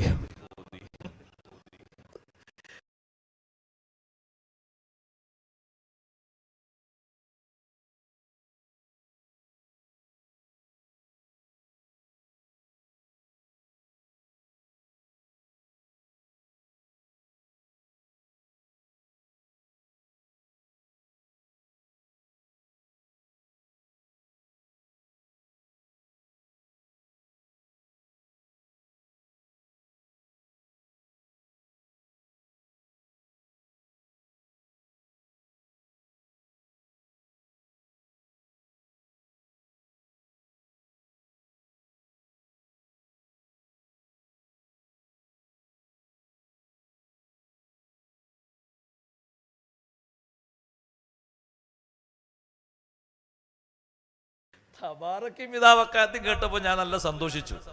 ഒരു ദീനിന്റെ അലാമത്തുള്ള അടയാള ചെറുപ്പക്കാരനാണല്ലോ, അങ്ങനല്ലേ? രാത്രിയാകുമ്പോ ഒരു തബാറക്കും ഇതാവക്കാത്തും സൂറത്തു സജീദൊക്കെ കേൾക്കുമ്പോ, ദുഃഖാനൊക്കെ കേൾക്കുമ്പോ പൊതുവേ അങ്ങനെയല്ലേ ധരിക്കുക. അദ്ദേഹം പറഞ്ഞു എനിക്ക് നല്ല സന്തോഷമായി, അടുത്ത് കിട്ടിയ ആളെന്നെ നല്ല ആളായിപ്പോയല്ലോ. കുറച്ച് കഴിഞ്ഞ് ഭക്ഷണം ഇങ്ങനെ കഴിച്ചു കഴിഞ്ഞപ്പോ അദ്ദേഹത്തിന്റെ ബാഗിൽ നിന്നുണ്ടൊരു കുപ്പി എടുക്കുന്നത്. അപ്പൊ ഞാൻ നോക്കുന്ന സമയത്ത് സുബ്ഹാനല്ലാഹ്, ഇത് നജസാണല്ലോ. അപ്പൊ ഞാൻ അദ്ദേഹത്തോട് ചൊല്ല, ഇത് നിങ്ങളല്ലേ നേരത്തെ തബാറക്കിതാവാക്കാത്തി ആമുഖായിട്ട് എന്താ പോയി കുടിക്കുന്നത്? വല്ല മരുന്നാണോ? ഇത് ഹംറല്ലേ, ഇത് പാടില്ലല്ലോ, നേസല്ലേ. ഇതാണോ നിങ്ങൾ ഖുർആൻ ഓതിയ നാവിലൂടെ കുടിക്കുന്നതെന്ന് ചോദിച്ചപ്പോ അദ്ദേഹം പറഞ്ഞ വർത്താനം എന്താണെന്നറിയോ? ഇത് ആ ഖുർആനിലും ഹദീസിലും പറഞ്ഞ അതല്ല, ഇത് പേര് വേറെ, ഇതിന്റെ പേര് ബീർ എന്നാണ്, ഇതിന് ആ ഹംറ് എന്ന് പറയില്ല. അന്ന് തങ്ങൾ പറഞ്ഞു ഉമ്മത്ത് എങ്ങനെ അത് ഹലാലാക്കുന്നു? സ്വഹാബത്ത് ചോദിച്ചു, വഖദ് ബുയ്യിന ഫീഹി മാ ബുയ്യിന, ഖംറിന്റെ വിഷയത്തിൽ എന്താണ് ഖുർആനിൽ വിശദീകരിക്കാത്തത്? എല്ലാം അല്ലാഹു വ്യക്തമാക്കി വിശദീകരിച്ചില്ലേ? എന്തിനാണത്? ഇന്നമാ യുരീദു ശൈത്വാനു അൻ യുഖിയ ബൈനകുമുൽ അദാവത വൽ ബഗ്ളാ ഫിൽ ഖംരി വൽ മൈസിരി വയസുദ്ദകും അൻ ദിക്രില്ലാഹി വഅനിസ് സ്വലാ. പിശാച് ഖംറിലൂടെ ലക്ഷ്യമാക്കുന്നത് നിങ്ങൾക്കിടയിൽ കലഹം സൃഷ്ടിക്കാനാണ്. കുടുംബ കലഹം, ചേരികളിൽ പ്രത്യേകമായി കലഹം രൂപപ്പെടുത്താൻ, അനൈക്യമുണ്ടാക്കാൻ, വിദ്വേഷമുണ്ടാക്കാൻ. വയസുദ്ദകും അൻ ദിക്രില്ലാഹി വഅനിസ് സ്വലാ, അല്ലാഹുവിന്റെ ഓർമ്മയിൽ നിന്ന്, ചിന്തയിൽ നിന്ന് നിങ്ങളെ മാറ്റിക്കളയാൻ, നിസ്കാരത്തിൽ നിന്ന് നിങ്ങളെ തടയാൻ. അതല്ലാതെ മറ്റൊരു ലക്ഷ്യവും അവനില്ല എന്ന് അല്ലാഹു തആല ഇത്രയും വിശദീകരിച്ചിട്ടും ആളുകൾ പറയുന്നു, നോക്ക് നിങ്ങൾ, അത് വേറെയാണ്, ഇത് വേറെയാണ്. രണ്ടും ഒന്നാണ്. നബി സല്ലല്ലാഹു അലൈഹി വസല്ലം നിങ്ങൾ പറഞ്ഞ് നേർക്ക് നേരെ കണ്ണുകൊണ്ട് കാണുകയില്ലേ സഹോദരങ്ങളെ? എത്ര വ്യക്തമായിട്ടാണ് ഈ രൂപം കാണുന്നത്. വിഷയമല്ലാത്ത രൂപത്തിൽ ആളുകൾ കണ്ടില്ലേ നിങ്ങൾ കുടിക്കുന്നതും നടക്കുന്നതും? ആണുങ്ങൾ മാത്രമല്ലല്ലോ, പെണ്ണുങ്ങൾ പോലും. സുബ്ഹാനല്ലാഹ്, കഴിഞ്ഞ ന്യൂ ഇയറിന് പത്രത്തിൽ വന്ന ഫോട്ടോ നിങ്ങൾ മറന്നുപോയോ? മുസ്ലിം സഹോദരിമാരുടെ ഫോട്ടോയല്ലേ വന്നത്? മദ്യപാനം നടത്തിയിട്ട് കറങ്ങുന്നതും ആടുന്നതും മിനുങ്ങുന്നതും. എന്തൊരു ചിത്രമാണ് വന്നത്! അത് ഇസ്ലാമിനുള്ളൊരു വെല്ലുവിളി പോലെയല്ലേ ആ ഫോട്ടോ കൊടുത്തിരിക്കുന്നത്? ഇവിടെയാ ഞാൻ പറഞ്ഞു വന്നത്, നല്ല ഇൽമും തഖ്വയുമുള്ള ആളുകൾ ഇനിയും സമൂഹത്തിൽ വളർന്നു വരണം. അപ്പോഴേ സമൂഹത്തെ രക്ഷപ്പെടുത്താൻ കഴിയൂ. അഷ്റഫുൽ ഖൽഖ് സല്ലല്ലാഹു അലൈഹി വസല്ലം തങ്ങൾ ഏറ്റവും അധികം ഇഷ്ടപ്പെടുന്ന വിഷയമാണ് ഇൽമ്. ഇൽമ് പഠിക്കുന്നതും പഠിപ്പിക്കുന്നതും. അതല്ലേ മുത്തുനബി സല്ലല്ലാഹു അലൈഹി വസല്ലം നിങ്ങൾക്ക് ഏറ്റവും ഇഷ്ടമുള്ളത്? അതിനേക്കാൾ ഇഷ്ടമുള്ള വലിയ അമല് വേറെയുണ്ടോ? ഇല്ല. ഏറ്റവും ഇഷ്ടമുള്ള അമലായി തങ്ങൾ തെരഞ്ഞെടുത്തതും സ്വഹാബത്തിനെ പഠിപ്പിച്ചതും സ്വഹാബത്തിനെ സ്ഥാനം കൊടുത്തതും അതല്ലേ? സ്വഹാബിമാരെ കൂട്ടത്തിൽ തന്നെ നബി സല്ലല്ലാഹു അലൈഹി വസല്ലം തങ്ങൾ പഠനം നടത്തിക്കൊടുക്കാൻ വിട്ട സ്വഹാബിമാർക്ക് എന്തൊരു ബഹുമാനമാണ്. എന്റെ കാലശേഷം 6 പേരിൽ നിന്ന് നിങ്ങൾ ഖുർആൻ ഓത്ത് പഠിക്കണമെന്ന് നബി സല്ലല്ലാഹു അലൈഹി വസല്ലം പറഞ്ഞില്ലേ? ആ കൂട്ടത്തിൽ എണ്ണിപ്പറഞ്ഞ മഹാനാണ് ഉബയ്യ് ഇബ്നു കഅബ് റളിയല്ലാഹു അൻഹു, അബ്ദുല്ലാഹി ഇബ്നു മസ്ഊദ് റളിയല്ലാഹു അൻഹു. അവർക്ക് എന്തൊരു ബഹുമാനമായിരുന്നു സ്വഹാബത്തിനിടയിൽ. കാരണം അവരിൽ നിന്ന് ഖുർആൻ പഠിക്കാൻ ആരാ പറഞ്ഞത്? അഷ്റഫുൽ ഖൽഖ് സയ്യിദുനാ റസൂലുള്ളാഹി സ്വല്ലല്ലാഹു അലൈഹി വസല്ലം ഖുർആൻ പഠനത്തിന് നിശ്ചയിച്ച ഇമാമുകൾ എന്ന നിലക്ക് വലിയ ബഹുമാനമാണ് അവർക്കുണ്ടായിരുന്നത്. ആ ബഹുമാനം കണക്കുകൂട്ടിയാണ് മദീന പള്ളിയിൽ തറാവീഹ് ജമാഅത്തായി സംഘടിപ്പിക്കപ്പെട്ടപ്പോ ഉമർ ഇബ്നുൽ ഖത്താബ് റളിയല്ലാഹു അൻഹു അവിടെ തറാവീഹിന് ഇമാമായി നിർത്തിയത് ഉബയ്യ് ഇബ്നു കഅബ് റളിയല്ലാഹു അൻഹുവിനെയാണ്. ആ 6 ആളിൽപ്പെട്ട ഒരാളാണ് ഉബയ്യ് ഇബ്നു കഅബ് റളിയല്ലാഹു അൻഹു. മഹാനവർകളാണ് തറാവീഹിന് നേതൃത്വം നൽകുന്നത്. വലിയ ഖാരിഉകളിൽപ്പെട്ട ഒരു മഹാനാണ്. നബി സല്ലല്ലാഹു അലൈഹി വസല്ലം തങ്ങൾക്ക് ഏറ്റവും വലിയ സങ്കടം വന്ന ഒരു നിമിഷവും ഖുറായിൽപ്പെട്ട 70 ആളുകളെ റഅൽ ഗോത്രക്കാരും ദക്വാൻ ഗോത്രക്കാരും ഉസയ്യ ഗോത്രക്കാരും ബനൂ ലഹിയാൻ ഗോത്രക്കാരും ഞങ്ങൾക്ക് പഠിപ്പിക്കാനും സഹായത്തിനൊക്കെ ആളെ വേണമെന്ന് പറഞ്ഞപ്പോ മുന്തിയ ഓത്തറിയുന്ന 70 ആളുകളെ കൂടെ വിട്ടുകൊടുത്തു. പക്ഷേ മദീനത്തുനിന്ന് പോയിട്ട് അതേ അവരെ നാട്ടിൽ എത്തുന്നതിന്റെ മുമ്പ് തന്നെ ചതി പ്രയോഗിച്ച് ഈ ഖുർആനവർ കൊന്നുകളഞ്ഞു. സുബ്ഹാനല്ലാഹ്. അവർക്കെതിരെയല്ലേ ഹബീബ് സല്ലല്ലാഹു അലൈഹി വസല്ലമ തങ്ങൾ 1 മാസക്കാലം ഖുനൂത്ത് ഓതിയത്. 5 വക്ത് നിസ്കാരത്തിലും ഖുനൂത്ത് ഓതിയില്ലേ? അത് ചെറിയൊരു സങ്കടമല്ല. ഒരു ഖബർ കുഴിച്ചിട്ട് 2 ആളുകളെ ഖബറിലേക്ക് വെക്കുമ്പോഴും നബി സല്ലല്ലാഹു അലൈഹി വസല്ലമ തങ്ങൾ സ്ഥാനം നൽകിയത് ആർക്കാണ്? ഗോത്രത്തലവൻ ആരാണ് എന്നല്ല ചോദിച്ചത്, കൂടുതൽ വയസ്സൻ ആരാണ് എന്നല്ല ചോദിച്ചത്. അയ്യുഹും അക്സറു അഖ്ദൽ ലിൽ ഖുർആൻ. ശുഹദാക്കളിൽ 2 ആളെ ഒരു ഖബറിലേക്ക് വെക്കേണ്ട സാഹചര്യം വരുമ്പോ സ്വഹാബത്തിനോട് ചോദിക്കുന്നത്, ഈ ആളുകളിൽ കൂടുതൽ ഖുർആൻ സ്വീകരിച്ച് ഇൽമുള്ള ആള് ആരാണ്? ആരാണ് കൂടുതൽ ഖുർആൻ സ്വീകരിച്ചിട്ടുള്ളത്? ഫഇദാ ഉശീറ ഇലാ അഹദിഹിമാ, ഒരാളിലേക്ക് സ്വഹാബത്ത് ഇങ്ങനെ ചൂണ്ടിക്കാണിച്ചു കൊടുത്താൽ ഖദ്ദമഹു ഫിൽ ലഹദി, ആദ്യമായി മുന്തിക്കുന്നത് ആ മഹാനയാണ്. ഒരു ഖബറിലേക്ക് 2 ആളെ വെക്കുന്ന സാഹചര്യം വരുമ്പോ, 3 ആളെ വെക്കുന്ന സാഹചര്യം വരുമ്പോ മുൻഗണന കൊടുക്കുന്നത് ഏറ്റവും അധികം ഇൽമുള്ളവർക്കാണ്. അതേ സഹോദരങ്ങളെ, ജീവിതത്തിന്റെ അവസാനം നിർവഹിക്കാൻ പറ്റുന്ന ഏറ്റവും നല്ല അമലും ഇൽമുമായി ബന്ധപ്പെട്ട് ജീവിക്കലാണ്.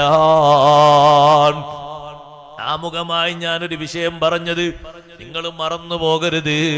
നമ്മുടെ കുടുംബത്തിലുള്ള അശ്രദ്ധകളൊക്കെ മാറാൻ, അജ്ഞതകൾ നീങ്ങിക്കിട്ടാൻ ഇനിയും ഉലമാ, നല്ല ധൈര്യമുള്ള ഇൽമും തഖ്വയുമുള്ള നല്ല ഉലമാ പിറക്കണം. ഇൽമനുസരിച്ച് അമൽ ചെയ്യുന്ന ഉലമാക്കൾ ഇനിയും പിറക്കണം. സുബ്ഹാനല്ലാഹ്. അതിന് മുതഅല്ലിമീങ്ങൾ നന്നായി വളർന്നു വരുന്ന സാഹചര്യങ്ങൾ ഉണ്ടാകണം. അതിനാണ് ഇതുപോലെയുള്ള നല്ല നല്ല ദർസുകളൊക്കെ വളരുന്നത്. ദർസ് നടത്തുന്ന ഉസ്താദുമാർക്കും അതിനെ സഹായിക്കുന്നവർക്കും സഹകരിക്കുന്നവർക്കും ഖൈറും ബറക്കത്തും ഏറെ അല്ലാഹു തആല ചൊരിയുമാറാകട്ടെ. സഹോദരങ്ങളെ, നമ്മുടെ ജീവിതത്തിൽ ബറക്കത്തുണ്ടാകാൻ ഒരു പ്രധാനപ്പെട്ട സംഗതി കൂടിയാണ് ഇൽമിനെ സഹായിക്കുക എന്നത്. നിങ്ങളെ സമ്പത്തിൽ ബറക്കത്ത് വേണോ? സന്താനങ്ങളിൽ ബറക്കത്ത് വേണോ? വീടുകളിൽ ബറക്കത്ത് വേണോ? അതിനൊരു പ്രധാനപ്പെട്ട സംഗതി ഇൽമു പഠിക്കാൻ വേണ്ടി മുതഅല്ലിമീങ്ങളെ അയക്കുക. അത് ബറക്കത്തുണ്ടാകാൻ ഒരു കാരണമാണ്. അനുഭവസ്ഥനും കൂടിയാണ് ഞാൻ. എന്റെ ബാപ്പ മാത്രം അധ്വാനിച്ചിട്ടാണ് ഞങ്ങൾ മക്കൾ 9 ആളുകൾക്കുള്ള അധ്വാനം കണ്ടെത്തിയത്. 3 ആൺകുട്ടികളും 6 പെൺമക്കളുമാണ് ഉപ്പക്ക് ഹയാത്തിലുണ്ടായത്. മരിച്ചുപോയവര് വേറെയുണ്ട്. ഞങ്ങളെ നാട്ടിലെ സ്വഭാവം അനുസരിച്ച് സ്ത്രീകൾ പണിക്ക് പോകുന്ന പണിയുണ്ട്. മോശപ്പെട്ട പണിയൊന്നുമല്ല, ചപ്പ് നുള്ളാൻ പോകുന്ന പണിയുണ്ട്. ഉടലൊരു ഭാഗത്ത് കണ്ടില്ലേ, തേയില നുള്ളാൻ പോകും. അത് അവർക്ക് പറ്റുന്നൊരു പണിയാണ്. ഉമ്മാനെ വാപ്പ അതിന് പോണ്ടാന്ന് പറഞ്ഞു, നീ അതിന് പോണ്ടാന്ന് പറഞ്ഞു. മക്കളെ ഓതാൻ വേണ്ടി പറഞ്ഞേക്കുമ്പോ അല്ലാഹു തആല നമുക്ക് ബർക്കത്ത് തരുന്നു. അങ്ങനെയാണ്. അത് എവിടുന്ന കിട്ടിയ? അത് പഴയ ഉസ്താദുമാരിൽ നിന്ന് കിട്ടിയ പാഠമാണ്. അവർക്ക് എവിടുന്ന കിട്ടിയത്? ഇൽമിന്റെ കേന്ദ്രമായ സയ്യിദുനാ റസൂലുള്ളാഹി സ്വല്ലല്ലാഹു അലൈഹി വസല്ലം തങ്ങളല്ലേ അത് പറഞ്ഞത്. മദീന പള്ളിയിൽ ഓതിക്കൊണ്ടിരിക്കുന്ന സ്വന്തം സഹോദരനെ വിട്ടുകിട്ടാൻ വേണ്ടി വീട്ടിൽ നിന്ന് ജോലിക്ക് പോകുന്ന സഹോദരൻ മുത്തുനബി സല്ലല്ലാഹു അലൈഹി വസല്ലം അടുത്ത് വന്നു, നബിയെ, എന്റെ ഒരു സഹോദരൻ ഇവിടെ ഓതുന്നുണ്ട്, ആ സഹോദരൻ കൂടി ഒന്ന് വിട്ടുതരാണെങ്കിൽ ഞങ്ങൾക്ക് 2 ആൾക്ക് ജോലിക്ക് പോകാമായിരുന്നു. തങ്ങളെന്താ വേഗം കൊണ്ടുപോയിക്കൊള്ളില്ലോ? അല്ല, കൊണ്ടുപോകരുത്. ലഅല്ലക തുർസഖു ബിഹി. നിങ്ങളെ സഹോദരൻ ഇവിടെ ഓതിപ്പടിക്കുന്നത് കാരണം, ഹദീസും ആയത്തും തഫ്സീറും ഒക്കെ പഠിക്കുന്നത് കാരണം നിങ്ങൾക്കുള്ള റിസ്ക് അല്ലാഹു തരും. ലഅല്ലക തുർസഖു ബിഹി. ആ സഹോദരൻ ഇവിടെ ഓതിപ്പടിക്കുന്നത് കൊണ്ട്, ഇൽമു സ്വീകരിക്കുന്നത് കാരണം നിങ്ങൾക്ക് റിസ്ക് നൽകപ്പെട്ടേക്കും, നിങ്ങൾ വിഷമിക്കേണ്ടതില്ല. ഇൽമിന്റെ വഴിയിൽ മുതഅല്ലിമീങ്ങളെ നന്നായി പഠിക്കാൻ വിടുന്നത് കൊണ്ട് രക്ഷിതാക്കൾ ഭയക്കേണ്ടതില്ല. അത് ബറക്കത്തിനുള്ള വലിയ നിമിത്തമാണ്. സുബ്ഹാനല്ലാഹ്.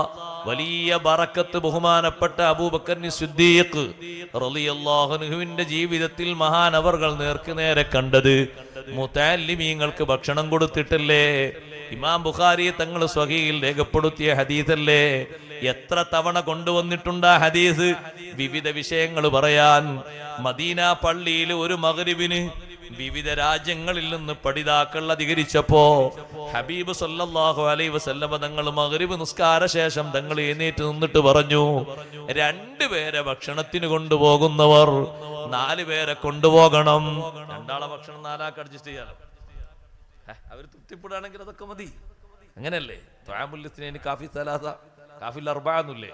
അതുകൊണ്ട് 2 ആളെ ഭക്ഷണം 4 ആൾക്ക് 3 ആൾക്ക് ഒക്കെ ഉൾക്കൊള്ളാൻ പറ്റുമല്ലോ. 3 ആളെ കൊണ്ടുപോകുന്നവര് അതിലേറെ കൊണ്ടുപോകണം. 6 ആളെ കൊണ്ടുപോകണം. 4 ആളെ കൊണ്ടുപോകുന്നവർ 8 ആളെ കൊണ്ടുപോകണം. സിദ്ദീഖ് റളിയല്ലാഹു അൻഹു മകനെ വിളിക്കുന്നു, അബ്ദുറഹ്മാൻ റളിയല്ലാഹു അൻഹുവിനെ, അബ്ദുറഹ്മാനെ, എന്റെ പതിവ് അറിയാമല്ലോ, എനിക്കൊരു പതിവുണ്ട്. അത് ഇവിടെ നിന്നുള്ള പതിവല്ല, മക്കത്തു നിന്നുള്ള പതിവാണ്. അഥവാ മഹബത്തിന്റെ ഭാഗമായി നബി സല്ലല്ലാഹു അലൈഹി വസല്ലമ തങ്ങൾ ഒരു സമയം പകൽ സമയത്ത് സിദ്ദീഖ് റളിയല്ലാഹു അൻഹുവിന്റെ ഹദ്റത്തിലേക്ക് വരും. രാത്രിയാകുമ്പോ സിദ്ദീഖ് റളിയല്ലാഹു അൻഹു വീട്ടിലേക്ക് പോകുന്നതിന്റെ മുമ്പ് ഒന്ന് നബി സല്ലല്ലാഹു അലൈഹി വസല്ലമ തങ്ങളെ കൂടെ പോയിരുന്ന് കുറച്ചു നേരം വർത്തമാനം പറഞ്ഞ് എന്തെങ്കിലൊക്കെ കഴിക്കാനുണ്ടെങ്കിൽ കഴിച്ച് തങ്ങൾ ഉറങ്ങാൻ വേണ്ടി എഴുന്നേൽക്കുമ്പോ സലാം പറഞ്ഞു പോരുന്നൊരു പതിവ് നേരത്തെയുള്ള ശീലമാണ്. മദീനയിലെത്തിയിട്ടും അത് തുടർന്നിട്ടുണ്ട്. അതുകൊണ്ട് മോനെ, ഞാൻ ഇശാ നിസ്കരിച്ചാൽ നേരെ മുത്തുനബി തങ്ങളെ വീട്ടിലേക്ക് പോകും. എന്നെ കാത്തിരിക്കരുത്, നമ്മുടെ വീട്ടിലേക്കുള്ള അതിഥികളാണിത്, ഇവരെ കൊണ്ടുപോയിട്ട് ഭക്ഷണം കൊടുത്തുകൊണ്ട് പെട്ടെന്ന് പള്ളിയിലേക്ക് വിട്ടേക്കണം, നേരം വൈകിപ്പിക്കരുത് എന്ന് പറഞ്ഞു. അബ്ദുറഹ്മാൻ റളിയല്ലാഹു അൻഹു ഉപ്പ പറഞ്ഞതുപോലെ അവരെയും കൂട്ടി വീട്ടിലേക്ക് പോയി. ഉമ്മ പെട്ടെന്ന് ഭക്ഷണം റെഡിയാക്കി. ആ വന്ന മുതഅല്ലിമുകൾ, ഇൽമു പഠിക്കാൻ വേണ്ടി വന്ന ആതിഥേയരായ ആളുകൾ, അവരെ മുന്നിലേക്ക് ഭക്ഷണം വിളമ്പിക്കൊണ്ടുവന്ന് വെച്ചു കൊടുത്തു. പക്ഷേ അവര് ചോദിക്കുന്നു, ഐന സ്വാഹിബുദ്ദാർ, വീട്ടുകാരനെവിടെ? അബ്ദുറഹ്മാൻ റളിയല്ലാഹു അൻഹു പറഞ്ഞു, ഉപ്പക്ക് ഇങ്ങനൊരു പതിവുണ്ട്, കുറച്ചു നേരം കഴിഞ്ഞേ വരൂ, നിങ്ങൾക്ക് പെട്ടെന്ന് ഭക്ഷണം തന്ന് പറഞ്ഞേക്കാൻ എന്നെ വിട്ടതാണ്, അതുകൊണ്ട് നിങ്ങൾ ഭക്ഷണം കഴിക്കണം. അവര് പറഞ്ഞു, ഞങ്ങളൊരാഗ്രഹം, ഞങ്ങൾ അബൂബക്കർ റളിയല്ലാഹുവിന്റെ വീട്ടിലേക്കാണ് എന്ന് പറഞ്ഞപ്പോ ഞങ്ങളെ മനസ്സിൽ വല്ലാത്തൊരാഗ്രഹം, ഒരു ദിവസമാണെങ്കിൽ ഒരു ദിവസമെങ്കിലും അബൂബക്കർ റളിയല്ലാഹുവിന്റെ കൂടെ ഒന്ന് ഭക്ഷണം കഴിക്കാൻ കഴിയല്ലോ എന്ന് ഞങ്ങൾ ആഗ്രഹിച്ചു. അവർ അന്ന് പുതിയതായി എത്തിയതല്ലേ, പുതുതായി മദീനയിൽ എത്തിയവരല്ലേ, ഇന്നെങ്കിലും ഒരു ദിവസം ഞങ്ങൾ കിട്ടുമല്ലോ ഞങ്ങൾ ആഗ്രഹിച്ചു, അതുകൊണ്ട് ഉപ്പ വരട്ടെ എന്ന് പറഞ്ഞു. അബ്ദുറഹ്മാൻ റളിയല്ലാഹു അൻഹു പറഞ്ഞു, അല്ല, നിങ്ങൾ ഭക്ഷണം കഴിക്കും, നേരം വൈകിയാൽ പിന്നെ എന്നോടായിരിക്കും ഉപ്പ ചൂടാകുക, ഞാനത് കേൾക്കേണ്ടി വരും, നിങ്ങൾ കഴിക്കും, ഞങ്ങൾ ഉപ്പ വന്നിട്ട് കഴിച്ചോളാം. പിന്നെ അവർ പറഞ്ഞു. ഏകദേശം ഉപ്പ വരാനായി എന്ന് കണ്ടപ്പോൾ അബ്ദുറഹ്മാൻ റളിയല്ലാഹു അൻഹു പതുക്കെ അവരിൽ നിന്ന് അങ്ങോട്ട് മാറി ഒരു ഭാഗത്തേക്ക്. പെട്ടെന്ന് തന്നെ ഉപ്പ വരുമ്പോൾ ഉപ്പാനെ ദേഷ്യം പിടിപ്പിക്കണ്ടെന്ന് കരുതിയിട്ടൊന്ന് മാറിയതാണ്, മറ്റൊരു ഭാഗത്തേക്ക് മാറി. നമ്മുടേതല്ലാത്ത കാരണത്തിന് വേണ്ടി അങ്ങനെ ചൂടാകുന്നൊരു വിഷയം വന്നാൽ അങ്ങനെ മാറി നിൽക്കാമെന്നും ആ ഹദീസിൽ നിന്ന് മഹാന്മാരായ പണ്ഡിതന്മാർ തെളിവെടുത്ത് പഠിപ്പിക്കുന്നുണ്ട്. അബ്ദുറഹ്മാൻ റളിയല്ലാഹു അൻഹു അങ്ങോട്ട് മാറി നിന്നു. അബൂബക്കർ റളിയല്ലാഹു അൻഹു വീട്ടിലെത്തി. ചോദിച്ചു, നിങ്ങൾ ഭക്ഷണം കഴിച്ചില്ലേ? ഇല്ല, ഞങ്ങള് നിങ്ങളെ കാത്തിരിക്കുന്നു. ഇവര് പറഞ്ഞു, നിങ്ങളെ കാത്തിരിക്കുന്നു. സിദ്ദീഖ് റളിയല്ലാഹു അൻഹു പറഞ്ഞു, ഞാൻ ഭക്ഷണം കഴിച്ചല്ലോ, എനിക്ക് ഭക്ഷണമൊന്നും വേണ്ട. എന്നാ പിന്നെ ഞങ്ങൾക്കും വേണ്ട എന്നാണ് അവര്. നിങ്ങൾക്ക് ഭക്ഷണം വേണ്ടെങ്കിൽ ഞങ്ങൾക്കും വേണ്ട, നിങ്ങളെ കൂടെ ഭക്ഷണം കഴിക്കാൻ ആഗ്രഹിച്ചിട്ടല്ലേ ഞങ്ങൾ ഇത്രയും നേരം കാത്തിരുന്നത്. അപ്പ വിളിച്ചു, അബ്ദുറഹ്മാൻ റളിയല്ലാഹു അൻഹു വിളിച്ചു, അബ്ദുറഹ്മാനെ, നല്ല ഒരു ചൂടൻ പേര് കൊണ്ടൊക്കെ വിളിച്ചു, യാ ഉംദറു, പേര് വിളിച്ചു, നല്ല ദേഷ്യത്തോടെ വിളിച്ചു. പക്ഷേ അബ്ദുറഹ്മാൻ റളിയല്ലാഹു അൻഹു മിണ്ടിയില്ല. സിദ്ദീഖ് റളിയല്ലാഹു അൻഹു പറഞ്ഞു, എന്റെ ശബ്ദം നീ കേൾക്കുന്നുണ്ട് എന്ന് എനിക്കറിയാം, കുറച്ച് കഴിഞ്ഞിട്ട് നീ ഇങ്ങോട്ട് വരുമല്ലോ, ഇങ്ങോട്ട് വാ, ബാക്കി ഞാനപ്പ പറഞ്ഞുതരാം. ഉപ്പ അങ്ങനെ ദേഷ്യപ്പെടുന്നത് തൻ്റെതല്ലാത്ത കാരണത്തിന് വേണ്ടിയാണെങ്കിൽ ക്ഷമിക്കുന്നത് വരെ മൗനം പാലിക്കാമെന്നും മഹാന്മാര് പഠിപ്പിക്കുന്നുണ്ട്. അബ്ദുറഹ്മാൻ റളിയല്ലാഹു അൻഹു അതിൽ കുറ്റക്കാരനല്ലല്ലോ. ഭക്ഷണം കൊണ്ടുപോയി വെച്ചിട്ടുണ്ട്, ഉമ്മ നേരത്തെ പാചകം ചെയ്തിട്ടുണ്ട്. സുബ്ഹാനല്ലാഹ്, സിദ്ദീഖ് റളിയല്ലാഹു അൻഹു കുറച്ചു നേരമൊക്കെ ഗൗരവത്തോടെ നിന്നെങ്കിലും പിന്നെ മഹാനവറുകൾ പറഞ്ഞു, നേരത്തെ പറഞ്ഞതെല്ലാം വിട്ടേക്കൂ, അതെല്ലാം ഒഴിവാക്കൂ, നിങ്ങൾ ഇരിക്കൂ, നമുക്ക് ഭക്ഷണം കഴിക്കാം. ഈ അതിഥികളോടൊപ്പം സിദ്ദീഖ് റളിയല്ലാഹു അൻഹു ഇരുന്നു. ഭക്ഷണം കഴിച്ചു തുടങ്ങി. അവരതാ ഭക്ഷണം കഴിക്കാൻ ഓരോ ഭാഗത്തിനും ഓരോ പിടി ഇങ്ങനെ എടുക്കുമ്പോ മാ അഖദ ലുഖ്മതൻ ഇല്ലാ റബാ മിൻ അസ്ഫലിഹാ അക്സറു മിൻഹാ. ഒരൊറ്റ പിടി ഇങ്ങനെ പാത്രത്തിൽ നിന്നെടുക്കുമ്പോ അതിനേക്കാൾ അധികം അവിടെ എങ്ങനെ കൂടി വരുന്നു. ഒരു പിടി എടുത്താൽ അവിടെ 2 പിടി അധികം വരുന്നു. 2 പിടി ഭക്ഷണം എടുക്കുമ്പോ അവിടെ അതാ 3 പിടി ഭക്ഷണം വരുന്നു. വർധനവ് ഇങ്ങനെ നേർക്ക് നേരെ കാണുകയാണ്. എടുക്കുന്നതിനനുസരിച്ച് ഭക്ഷണം ഇങ്ങനെ കൂടി കൂടി വരുന്നു. കുറച്ചു കഴിഞ്ഞപ്പോ സിദ്ദീഖ് റളിയല്ലാഹു അൻഹു പാത്രത്തിലേക്ക് നോക്കി. കൊണ്ടുവന്ന് വെച്ചതിനേക്കാളും ഭക്ഷണം അധികമുണ്ടല്ലോ. ഉടനെ വിളിച്ചു തന്റെ ഭാര്യയെ, യാ ഉഖ്ത ബനി ഫിറാസ്, പെണ്ണെ ഒന്ന് വന്നു നോക്ക്, ഭക്ഷണം ഇതാ അധികരിച്ചിട്ടുണ്ട്.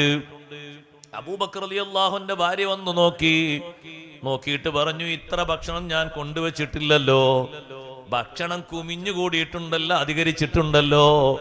നേർക്ക് നേരെ അവർ കാണുകയാണ്. സഹോദരങ്ങളെ, ഇൽമിനെ ബഹുമാനിക്കുന്നവർക്ക് അള്ളാഹു നൽകുന്ന ബഹുമാനം, റിസ്ഖിന്റെ വർധനവ് നേർക്ക് നേരെ സിദ്ദീഖ് റളിയല്ലാഹു അൻഹു കാണുകയാണ്. സിദ്ദീഖ് റളിയല്ലാഹു അൻഹു ആ അതിഥികളോടൊപ്പം ഭക്ഷണം കഴിച്ച് അവര് സലാം പറഞ്ഞ് പിരിഞ്ഞുപോയി. സുബ്ഹി നിസ്കാരത്തിന് പള്ളിയിലെത്തിയപ്പോൾ നിസ്കാരം കഴിഞ്ഞ ശേഷം നബി സല്ലല്ലാഹു അലൈഹി വസല്ലം തങ്ങളോട് പറഞ്ഞു, അല്ലാഹുവിന്റെ റസൂലേ, ഇങ്ങനെ ഒരു സംഭവം ഇന്നലെ എന്റെ വീട്ടിലുണ്ടായി. എന്റെ വീട്ടിലേക്ക് തങ്ങൾ പറഞ്ഞയച്ച അതിഥികൾ ഭക്ഷണം കഴിക്കുമ്പോ ഭക്ഷണം ഇങ്ങനെ വർദ്ധിക്കുന്നത് ഞാൻ നോക്കിക്കണ്ടു. അവര് ഇവിടെയുണ്ട്, അവരും നോക്കിക്കണ്ടു. എന്റെ പത്നിയും അത് കണ്ടു. നല്ല ബറക്കത്തോടെ ഭക്ഷണം ഇങ്ങനെ വർദ്ധിച്ചു വരുന്നു. ഹബീബ് സല്ലല്ലാഹു അലൈഹി വസല്ലം തങ്ങൾ പറഞ്ഞു, അള്ളാഹു നിങ്ങൾക്ക് നൽകിയ ബറക്കത്താണ്, നല്ല ബറക്കത്തുള്ള ഭക്ഷണമാണ്. അതിന്റെ ബാക്കി വല്ലതും വീട്ടിലുണ്ടോ? ബറക്കത്തുള്ള ഭക്ഷണം തലേന്ന് കൊണ്ടുവന്ന് വെച്ചാലും പിറ്റേന്ന് കഴിക്കാൻ മനസ്സിലായില്ലേ?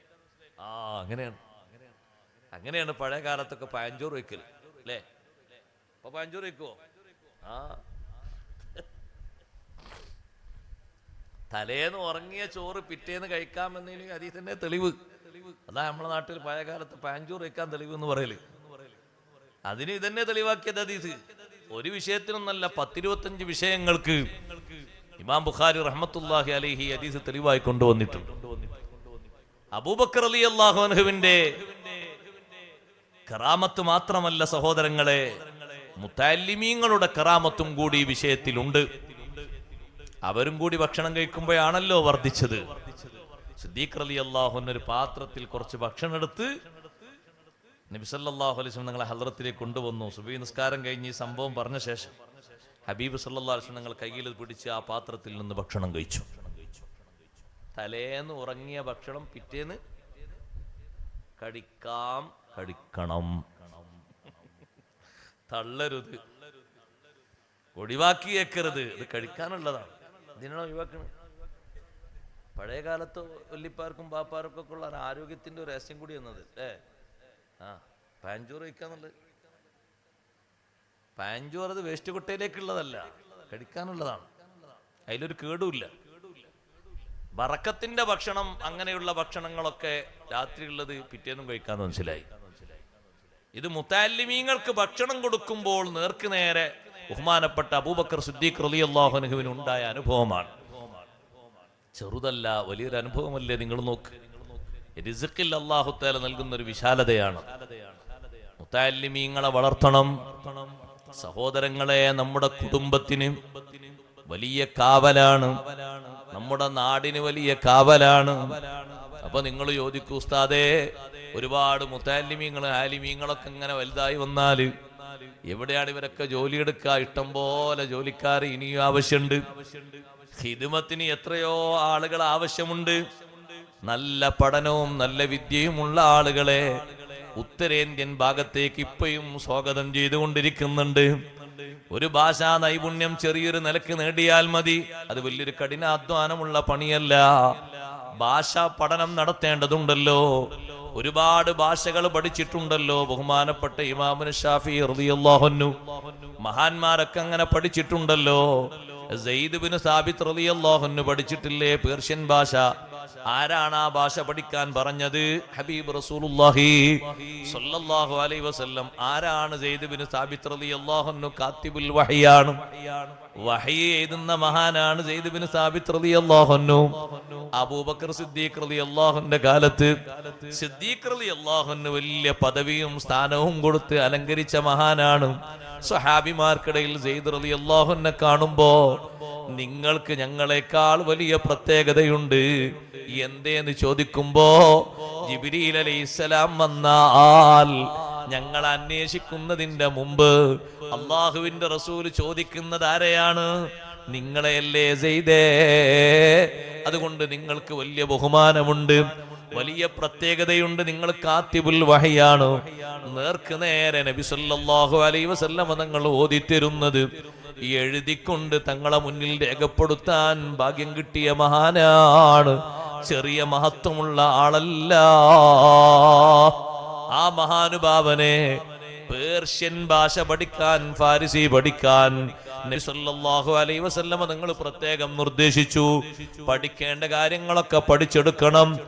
ഇൽമു പഠിക്കുന്നതിൽ, മുതഅല്ലിമീങ്ങളെ വളർത്തുന്നതിൽ, ആലിമീങ്ങളെ വളർത്തുന്നതിൽ എപ്പോഴും ഉത്സാഹം കാണിക്കുകയും അത് ആഖിറത്തിലേക്കുള്ള വലിയൊരു മുതൽക്കൂട്ടാണെന്ന് മനസ്സിലാക്കുകയും ജീവിതത്തിന്റെ അവസാനം വരെ ഇൽമിന് ഖിദ്മത്തെടുത്തുകൊണ്ട് ഇൽമുമായി ബന്ധപ്പെട്ട് കഴിയണം.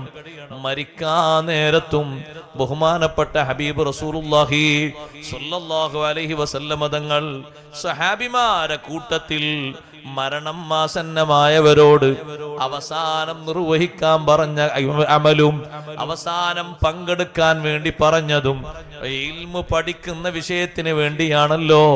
തങ്ങളെ തൊട്ടടുത്തിരിക്കുന്ന സ്വഹാബി കുറച്ചു നേരം കഴിഞ്ഞാൽ മരണപ്പെടുമെന്ന് ജിബ്രീൽ അലൈഹിസ്സലാം വന്ന് വഹ്യ് കൊടുക്കുമ്പോ ഹബീബ് സല്ലല്ലാഹു അലൈഹി വസല്ലം തങ്ങൾ ആ സ്വഹാബിയെ വിളിച്ചുകൊണ്ട് വിവരം പറയുന്നു. നിങ്ങളിതാ കുറഞ്ഞ നേരം കഴിഞ്ഞാൽ നിങ്ങൾക്ക് മരണം സംഭവിക്കാൻ പോവുകയാണ്. ജിബ്രീൽ അലൈഹിസ്സലാം അത് വന്ന് എന്നോട് പറഞ്ഞിട്ടുണ്ട്. അല്ലാഹുവിന്റെ റസൂലേ, ഞാൻ ഏത് അമലാണ് ചെയ്യേണ്ടത്? ഹബീബ് സല്ലല്ലാഹു അലൈഹി വസല്ലം പറഞ്ഞത്, നിങ്ങൾ അപ്പുറത്തതാ ഹദീസ് ചർച്ച ചെയ്യുന്ന സ്വഹാബിമാര് ഇൽമു പഠിക്കുന്ന സംഘം കണ്ടില്ലേ, അവരെ കൂട്ടത്തിൽ ചേർന്നോളൂ. ജീവിതത്തിന്റെ അവസാനം ഇൽമുമായി ബന്ധപ്പെട്ട് കഴിഞ്ഞാൽ കിട്ടുന്ന അത്രയും വലിയ ഭാഗ്യം മറ്റൊന്നിനും കഴിയില്ല. അതുകൊണ്ടല്ലേ അബൂബക്കർ സിദ്ദീഖ് റളിയല്ലാഹു അൻഹു ജീവിതത്തിന്റെ അവസാന സമയം വിളിച്ചു വരുത്താൻ പറഞ്ഞു ഉമർ ഇബ്നുൽ ഖത്താബ് റളിയല്ലാഹു അൻഹുവിനെ. ഒരുപാട് വസിയ്യത്തുകൾ ഇങ്ങനെ പകർന്നു കൊടുക്കുകയാണ്. ഉമർ ഇബ്നുൽ ഖത്താബ് റളിയല്ലാഹു അൻഹു അതൊക്കെ രേഖപ്പെടുത്തുകയാണ്. ഇൽമല്ലേ പറഞ്ഞു കൊടുക്കുന്നത്, എന്തെല്ലാം വിഷയങ്ങൾ പറഞ്ഞു കൊടുത്തു. ഉമറേ, ഫർളിന് വലിയ പരിഗണന കൊടുക്കണം. ഫർള് ഒരു ഭാഗത്ത് ബാക്കി വെച്ചിട്ട് സുന്നത്തുകൾക്ക് വലിയ പ്രാമുഖ്യം നൽകിക്കൂടാ. കാരണം ഫർളുകൾ പരിഗണിക്കാതെ സുന്നത്തുകൾ സ്വീകരിക്കപ്പെടൂല. ഫർളിന് വലിയ പരിഗണന കൊടുക്കണം. എന്തെല്ലാം ഫർളായ കാര്യങ്ങളുണ്ട്, ബാധ്യതകളുണ്ട്, അതിനല്ലേ മുഖ്യമായും പരിഗണന കൊടുക്കേണ്ടത്. നിസ്കാരത്തിന്റെ വിഷയം മാത്രമല്ലല്ലോ സഹോദരങ്ങളെ, എല്ലാ വിഷയത്തിലും സമ്പത്ത് ചെലവഴിക്കുന്ന വിഷയത്തിൽ വരെ ഫർളായ വിഷയങ്ങളല്ലേ മുൻഗണന കൊടുത്തു മുന്തിക്കേണ്ടത്. അതൊരു ഭാഗത്ത് ഇങ്ങനെ കെട്ടിക്കിടക്കുമ്പോ ഇപ്പുറത്തൊരുപാട് സുന്നത്തുകൾ നമ്മുടെ ബാധ്യതയായിട്ട് നമ്മൾ ഇങ്ങനെ നിറവേറ്റുന്നതിന് കാര്യമാത്ര പ്രസക്തമായ പരിഗണന കിട്ടുകയില്ല. ഉദാഹരണമായി പറഞ്ഞാൽ സക്കാത്ത് നിർബന്ധമായ വിഹിതം ഒരാളെ പെരടിയിൽ 10,000 15,000 ഉണ്ട്. റിലീഫായിട്ട് അയാൾ 100, 150, 200 ധാരാളം കൊടുക്കുന്നുണ്ട്. തങ്ങി നിൽക്കുന്നൊരു ഫർള് അപ്പുറത്തില്ലേ, സമയമായൊരു ഫർളുണ്ട്. അതിനെയാണ് മുഖ്യമായും പരിഗണിക്കേണ്ടത്. അതാണ് ഏറ്റവും ആദ്യമായി കൊടുത്തു വീട്ടേണ്ടത്.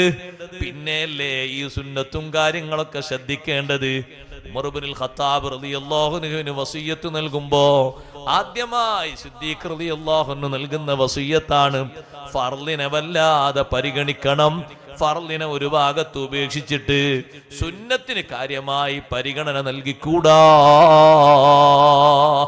അപ്പോഴും ഇൽമുമായിട്ടാണ് ബന്ധപ്പെടുന്നത്. അവസാന സമയത്തും ഇൽമു പറഞ്ഞു കൊടുക്കുകയാണ് അബൂബക്കർ സിദ്ദീഖ് റളിയല്ലാഹു അൻഹു. അങ്ങനല്ലേ മഹാന്മാരൊക്കെ. ബഹുമാനപ്പെട്ട ഷെയ്ഖ് അബ്ദുൽ ഖാദിർ ജീലാനി ഖദ്ദസല്ലാഹു സിർറഹുൽ അസീസ് വഫാത്തിന്റെ നേരത്ത് മക്കള് ചുറ്റും കൂടി നിൽക്കുന്നുണ്ട്. ആ മക്കൾക്കൊക്കെ വസിയത്ത് നൽകുകയാണ്. ഓരോ കുട്ടികളും എഴുതിയെടുക്കുകയാണ്.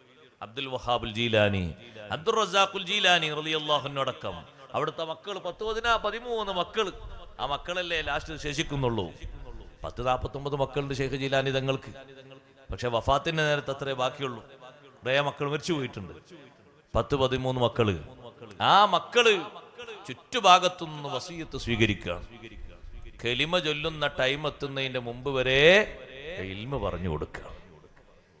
അപ്പൊ ജീവിതത്തിന്റെ അവസാനം വരെ ബന്ധപ്പെട്ട് കഴിയാൻ പറ്റിയ ഏറ്റവും പ്രധാനപ്പെട്ട സംഗതി തഅല്ലുമുൽ ഇൽമാണ്. എല്ലാവരും അങ്ങനെ. നിങ്ങൾ നോക്ക്, ബഹുമാനപ്പെട്ട ഇമാം ശാഫിഈ റളിയല്ലാഹു തആല ഇശാഇന്റെ ശേഷമല്ലേ ഷാഫി ഇമാം റളിയല്ലാഹു അൻഹു വഫാത്താകുന്നത്. ഇശാ നിസ്കാരത്തിന് വാങ്ക് വിളിച്ചപ്പോൾ ശിഷ്യന്മാർ ചോദിച്ചു, ഉസ്താദെ ഞങ്ങൾ എന്താ ചെയ്യേണ്ടത്? അപ്പൊ ശിഷ്യന്മാരോട് പറഞ്ഞു, എനിക്കിപ്പോ ജമാഅത്തിന് വരാൻ കഴിയില്ല, നിങ്ങൾ ജമാഅത്ത് നിസ്കരിച്ച് വന്നോളൂ, എന്നിട്ടൊക്കെ ഞാൻ മരിക്കുള്ളൂ. അതിന് മുമ്പ് ഞാൻ മരിക്കുന്നു, നിങ്ങൾ ബേജാറാകണ്ട, ഇശാ നിസ്കരിച്ച് വന്നോളൂ.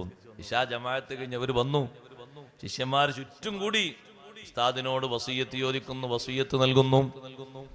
ആ വസിയത്തൊക്കെ നൽകിയ ശേഷം ഷാഫി ഇമാം റളിയല്ലാഹു അൻഹു ഒരു ചെറിയ മൗനത്തിലേക്കങ്ങ് നീങ്ങുമ്പോഴേക്ക് ചുറ്റുഭാഗത്തും കൂടി നിൽക്കുന്ന ശിഷ്യന്മാർ യാസീനോത്ത് തുടങ്ങിക്കഴിഞ്ഞു. യാസീനോത്തിന്റെ ഇടയിൽ ഇമാം ഷാഫി റളിയല്ലാഹു അൻഹു വിടവാങ്ങുന്നു. സുബ്ഹാനല്ലാഹ്, എന്തൊരു സന്തോഷമുള്ള സന്ദർഭമാണ്. ഇൽമുമായി ജീവിതത്തിൽ നല്ല ബന്ധം സ്ഥാപിക്കണം, നല്ലോണം അറിവ് പഠിക്കണം, അറിവിനെ സഹായിക്കണം, അറിവുള്ളവരെ ബഹുമാനിക്കണം, അറിവിനെ സ്നേഹിക്കണം, മുതഅല്ലിമീങ്ങളെ വളർത്തണം. അത് ദീനിന്റെ വലിയൊരു ഖിദ്മത്താണ്. നിങ്ങൾ നോക്ക്, മദീനക്കാരിയായ ഒരു ഉമ്മ, ആ ഉമ്മ എത്ര വലിയ ഭാഗ്യവതിയായിരിക്കുമെന്നൊന്ന് ആലോചിച്ചു നോക്കൂ. എല്ലാ വെള്ളിയാഴ്ചയും സ്വഹാബത്ത് പറയാറില്ലേ, മദീനയിലുള്ളൊരു വല്യമ്മയുടെ കഥ ഞങ്ങൾക്ക് വലിയ സന്തോഷമാണ് വെള്ളിയാഴ്ച വരുന്നത്. വെള്ളിയാഴ്ചയായാൽ രാവിലെ തന്നെ പള്ളിയിൽ എത്തിച്ചേരും. ജുമുഅ നിസ്കാരം കഴിഞ്ഞാൽ ഞങ്ങളെല്ലാവരും ഓടിച്ചെല്ലുന്നൊരു വല്യമ്മയുണ്ട്. ആ വല്യമ്മ എന്താ ചെയ്യാറുള്ളത്? നമ്മളൊക്കെ സാധാരണ കഴിക്കുന്ന ബീട്രൂട്ടില്ലേ സഹോദരങ്ങളെ, ആ ബീട്രൂട്ടിന്റെ വേരെടുത്ത് മറ്റു ചില പച്ചക്കറികളും ഒരുമിച്ച് കൂട്ടിയിട്ട് നല്ല ഒരു കൂട്ടാനുണ്ടാക്കും. ആ കൂട്ടാൻ സ്വഹാബിമാരെ മുന്നിലേക്ക് വെച്ചു കൊടുക്കും. സുബ്ഹാനല്ലാഹ്, അവരെല്ലാവരും ചുറ്റും കൂടി ഇരുന്നത് ഭക്ഷിക്കും. വെള്ളിയാഴ്ച അവർക്കൊരു കൂട്ടാനൊരുക്കുന്ന വല്യമ്മ, ആ വല്യമ്മക്ക് എത്ര വലിയ സന്തോഷമാണ്. നാളെ ആഖിറത്തിലെത്തുമ്പോ ഇൽമിന്റെ വാഹകരായ ഈ സ്വഹാബിമാര്, ലോകത്ത് മുഴുവനും ഇൽമി വിതരണം ചെയ്ത ഈ സ്വഹാബിമാര്, അവർക്ക് സുബ്ഹാനല്ലാഹ് നല്ല ഭക്ഷണം കൊടുക്കാൻ വെള്ളിയാഴ്ച വരുമ്പോ ഒരുങ്ങുന്ന വല്യമ്മ, ആ വല്യമ്മക്ക് ആഖിറത്തിൽ കിട്ടുന്ന സന്തോഷം ചെറുതല്ല, വലിയ സന്തോഷമാണ്. ഇൽമിനെ സഹായിക്കണം, ഇൽമിന്റെ വിഷയത്തിൽ വേണ്ട കാര്യങ്ങളൊക്കെ ചെയ്തു കൊടുക്കണം. റബ്ബ് സുബ്ഹാനഹു വ തആല നമുക്ക് തൗഫീഖ് നൽകുമാറാകട്ടെ. മുതഅല്ലിമിനെ സഹായിക്കുന്ന ആളുകൾക്ക്, മുതഅല്ലിമിനെ ബഹുമാനിക്കുന്ന ആളുകൾക്ക് അവർക്ക് ചെറിയ ബഹുമാനമല്ല, ആ മുതഅല്ലിമ് വളരുന്നതിന് കാരണമായി പ്രവർത്തിച്ച്, കാരണമായി ജീവിച്ച് വർത്തിച്ച ആരെല്ലാം ഉണ്ടോ അവർക്ക് ആഖിറത്തിൽ വലിയ സന്തോഷം ലഭിക്കാനുണ്ട്. കണ്ടില്ലേ നിങ്ങൾ, ഹബീബ് സല്ലല്ലാഹു അലൈഹി വസല്ലം തങ്ങൾ പറഞ്ഞത്, ഉഖ്റവിയായ ഉലമാഇന് ഉഖ്റവിയായ മുതഅല്ലിമീങ്ങൾക്ക് അവരാഖിറത്തിൽ ശഫാഅത്തിന് അധികാരമുള്ളവരാണ്. അവര് മുന്നോട്ട് വരുമ്പോ, സിറാത്തിന്റെ അടുത്തെത്തുമ്പോ, നിങ്ങൾ പോകാറായിട്ടില്ല, നിങ്ങൾ അവിടെ നിൽക്കൂ എന്ന് മലക്കുകൾ അവരോട് പറയും. എന്തിനാണ് അവരെ നിർത്തുന്നത്? അവർക്ക് പരിചയമുള്ള, അവരെ സ്നേഹിച്ച, അവരെ സഹായിച്ച, അവർക്ക് ഒത്താശ ചെയ്ത ധാരാളം പരിചയക്കാരുണ്ട്. ഇൽമു പഠിക്കുന്നതിന് വേണ്ടി അവരെ സഹായിച്ച ധാരാളം ആളുകളുണ്ട്. അവരെ ഒന്ന് റെക്കമെൻഡ് ചെയ്ത് കൂടെ കൊണ്ടുപോകാനാണ്. സുബ്ഹാനല്ലാഹ്. ഇൽമിന്റെ മേഖലയിൽ അങ്ങനെ സഹായിക്കുകയും സഹകരിക്കുകയും ചെയ്യുമ്പോ ഹബീബ് സല്ലല്ലാഹു അലൈഹി വസല്ലം തങ്ങൾ നമ്മെ ഏൽപ്പിച്ചൊരു പ്രധാനപ്പെട്ട ദൗത്യമാണ് ദീനിന്റെ ഖിദ്മത്ത് എന്ന് പറയുന്നത്. അതിനേറ്റവും മുഖ്യമായി ഉണ്ടാകേണ്ടത് ഇൽമിനെ സഹായിക്കുക എന്ന വിഷയമാണ്, മുതഅല്ലിമീങ്ങളെ വളർത്തുക എന്ന വിഷയമാണ്. ഹബീബ് മുഹമ്മദുർ റസൂലുള്ളാഹി സ്വല്ലല്ലാഹു അലൈഹി വസല്ലം തങ്ങൾക്ക് റബ്ബ് സുബ്ഹാനഹു വ തആല നൽകിയ മഹത്വങ്ങളിൽ വലിയൊരു മഹത്വമായി ഖുർആൻ പഠിപ്പിക്കുന്നത് അവിടുത്തെ ഇൽമാണ്. അത് വിശദീകരിച്ച് തീർക്കാൻ നമുക്ക് കഴിയില്ല സഹോദരങ്ങളെ. ആ ഇൽമിന്റെ വിഷയം കൊണ്ടല്ലേ നബി സല്ലല്ലാഹു അലൈഹി വസല്ലം തങ്ങളെ ദീനി രംഗത്ത് എല്ലാ ആളുകളും നബി സല്ലല്ലാഹു അലൈഹി വസല്ലം തങ്ങളെ അംഗീകരിക്കുകയും തങ്ങൾ മുന്നോട്ട് വെക്കുന്ന കാര്യങ്ങൾ അനുസരിച്ച് വിശുദ്ധ ദീന് സ്വീകരിക്കുകയും ചെയ്തത്. മദീനയിൽ വന്നപ്പോഴും മക്കയിൽ ഉണ്ടാകുമ്പോഴും അതേ ഹബീബ് സല്ലല്ലാഹു അലൈഹി വസല്ലം തങ്ങൾ മുന്നിൽ വരുന്ന അപരിചിതരായ ആളുകൾ അവരെങ്ങനെയാണ് നബി സല്ലല്ലാഹു അലൈഹി വസല്ലം തങ്ങളെ ശ്രവിക്കുന്നത്, എങ്ങനെയാ മനസ്സിലാക്കുന്നത്? തങ്ങൾ പറഞ്ഞു കൊടുക്കുന്ന കാര്യങ്ങൾ മുഴുവനും ഓരോന്നും അവർ ഇരുന്ന് ചിന്തിക്കുമ്പോൾ അവർക്ക് മനസ്സിലാകുന്നു ഹബീബ് സല്ലല്ലാഹു അലൈഹി വസല്ലം തങ്ങൾ പറയുന്ന കാര്യങ്ങൾ അള്ളാഹുവിൽ നിന്ന് ലഭിക്കുന്ന വഹി തന്നെയാണ്. കാരണമെന്തേ? ഇതുവരെ മറ്റാരും പറഞ്ഞു തരാത്ത ഒരുപാട് വിഷയങ്ങൾ, ഭാവിയിൽ വരാനിരിക്കുന്ന വിഷയങ്ങൾ ഈ രൂപത്തിൽ പ്രവചിക്കാനും പറയാനും കഴിയുന്നത് ഒരു നബിക്ക് മാത്രമാണ്. സങ്കല്പമല്ല, യാഥാർത്ഥ്യമാണ്. ആഖിറുസ്സമാനിൽ നമ്മൾ അനുഭവിക്കുന്ന ഒരുപാട് അനുഭവങ്ങൾ ഒന്നും രണ്ടും അല്ല, എത്രയാ നോക്ക് നിങ്ങൾ. ഹബീബ് സല്ലല്ലാഹു അലൈഹി വസല്ലം മുന്നോട്ട് വെച്ച് നമുക്ക് പഠിപ്പിച്ച് തന്ന കാര്യങ്ങൾ ഏകദേശം ഒക്കെ മുന്നോട്ടിങ്ങനെ അതാ ഓരോന്ന് എണ്ണുന്ന രൂപത്തിൽ വരികയാണ്. ഇപ്പൊ മുന്നിൽ കണ്ടുകൊണ്ടിരിക്കുകയാണ് പലതും. ആ കൂട്ടത്തിൽ ഇതുവരെ രംഗത്ത് വരാതിരുന്ന പലതും ഉണ്ട് ഇപ്പോ രംഗത്ത് വന്നിട്ടുള്ളത്. അതിൽ പ്രധാനപ്പെട്ട ഒന്നാണ് സഹോദരങ്ങളെ, നമ്മൾ ശ്രദ്ധിക്കണം, സൂക്ഷിക്കണം എന്ന് ഞാൻ ഓർമ്മപ്പെടുത്താണ്ട് കൂട്ടത്തിൽ പുരുഷന്മാരെ പോലെ സഹോദരിമാര് എല്ലാ രംഗങ്ങളിലും, പ്രധാനമായും ആവശ്യമുണ്ടായിട്ടാണെന്ന് പറയരുത്, ആവശ്യമില്ലാതെയുണ്ട്, കച്ചവട രംഗങ്ങളിൽ ഏറ്റവും അധികരിച്ചു. നോക്ക് നിങ്ങൾ, ഒരു ടെക്സ്റ്റൈൽസിന്റെ, ഒരു ജ്വല്ലറിന്റെ, ഒരു കടന്റെ ഒക്കെ ഒരു വാതിൽ തുറന്നു കൊടുക്കാൻ ഒരാണിനെ നിർത്തിയാലും വാതിൽ മുന്നോട്ട് തുറക്കാൻ കഴിയും, ആഫിയത്തും ഉണ്ടാവും, വരുന്ന ആൾക്കാരെ സ്വീകരിക്കാനും കഴിയും. പക്ഷെ എന്നിട്ട് നിർത്തുന്ന ആരെവിടെ? വരുന്ന ആളുകളെ സ്വീകരിച്ച് ചായ കൊടുക്കാനും സൽക്കരിക്കാനും നിർത്തുന്ന ആരെയാണ്? ഞാനൊരു ഉദാഹരണം പറഞ്ഞാണ്, ഒന്ന് രണ്ടും മാത്രമൊന്നല്ല, അങ്ങനെ ഒരു നിരവധി ഉണ്ട്. എല്ലാം നന്ദി നോക്ക് നിങ്ങൾ. അതും ഹദീത്തിൽ വന്ന ഒരു അടയാളമാണ് എല്ലാ രംഗങ്ങളിലും. അതിന് കാരണക്കാരനായി മാറുന്നത് ആരെന്നെ? നമ്മൾ തന്നെയാണ്, പുറത്തുള്ളവരൊന്നുമല്ല. നമ്മളതിന്റെ ആവശ്യക്കാരും അപേക്ഷകരും അതൊക്കെ ഈ കാലഘട്ടത്തിൽ ഇങ്ങനൊന്നും ഇല്ലാതെ പറ്റൂല, അങ്ങനെ പറ്റൂല എന്ന് പറഞ്ഞ് വരില്ലേ?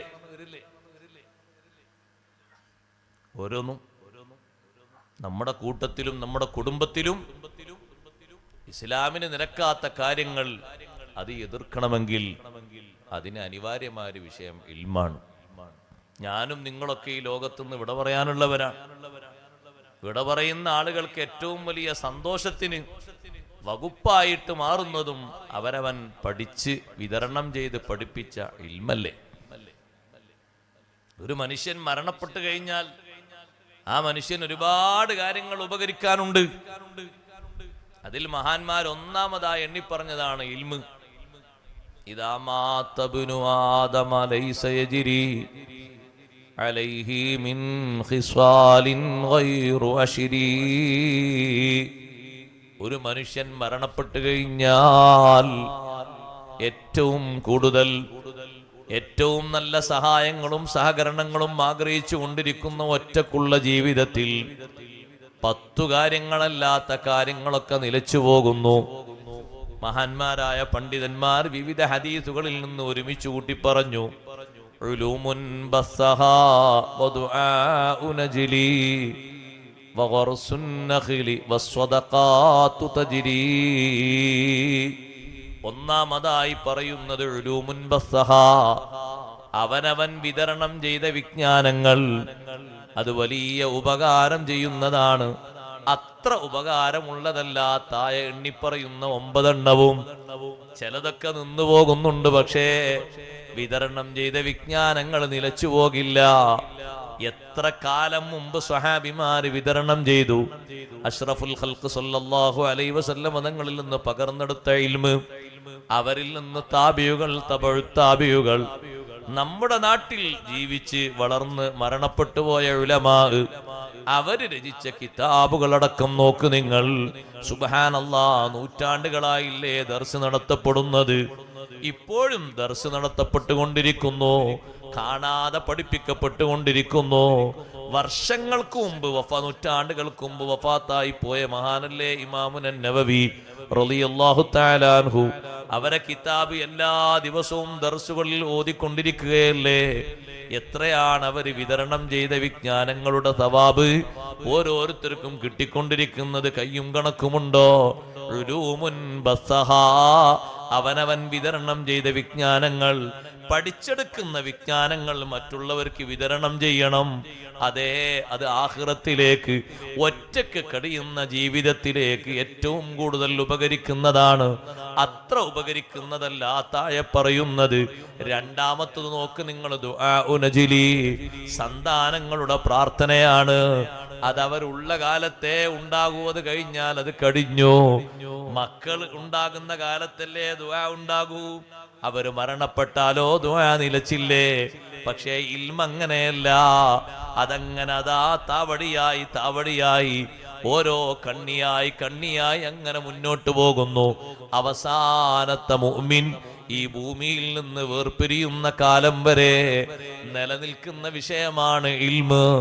അതേ, അത്രയും കാലത്തോളമുള്ള ജീവിതത്തിലേക്ക് മുറിയാതെ കിട്ടിക്കൊണ്ടിരിക്കുന്ന വലിയൊരു മഹത്വമാണത്. മഹാന്മാരായ പണ്ഡിതന്മാര് പറയുന്നു, ഖർസുൻ നഖ്ല്, മൂന്നാമത്തത് ഫലവൃക്ഷം നട്ടുപിടിപ്പിക്കുന്നത്. വൃക്ഷം പോയാൽ അത് കഴിഞ്ഞില്ലേ. ഫലവൃക്ഷം നട്ടുപിടിപ്പിക്കുന്നത്, ഒരാളതാ ഒരുപാട് ഫലവൃക്ഷങ്ങൾ നട്ടുപിടിപ്പിച്ചു. അത് തെങ്ങാകാം, അതേ രൂപത്തിലുള്ള മറ്റു മരങ്ങളാകാം ഫലങ്ങൾ നൽകുന്നത്.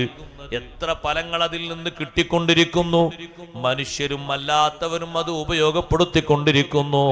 ആരാണോ നട്ടുപിടിപ്പിച്ചത് അയാൾക്കതിന്റെ സവാബ് അങ്ങനെ ഒഴുകിക്കൊണ്ടിരിക്കും. പക്ഷെ അതിന് കാലഗതിയുണ്ട്.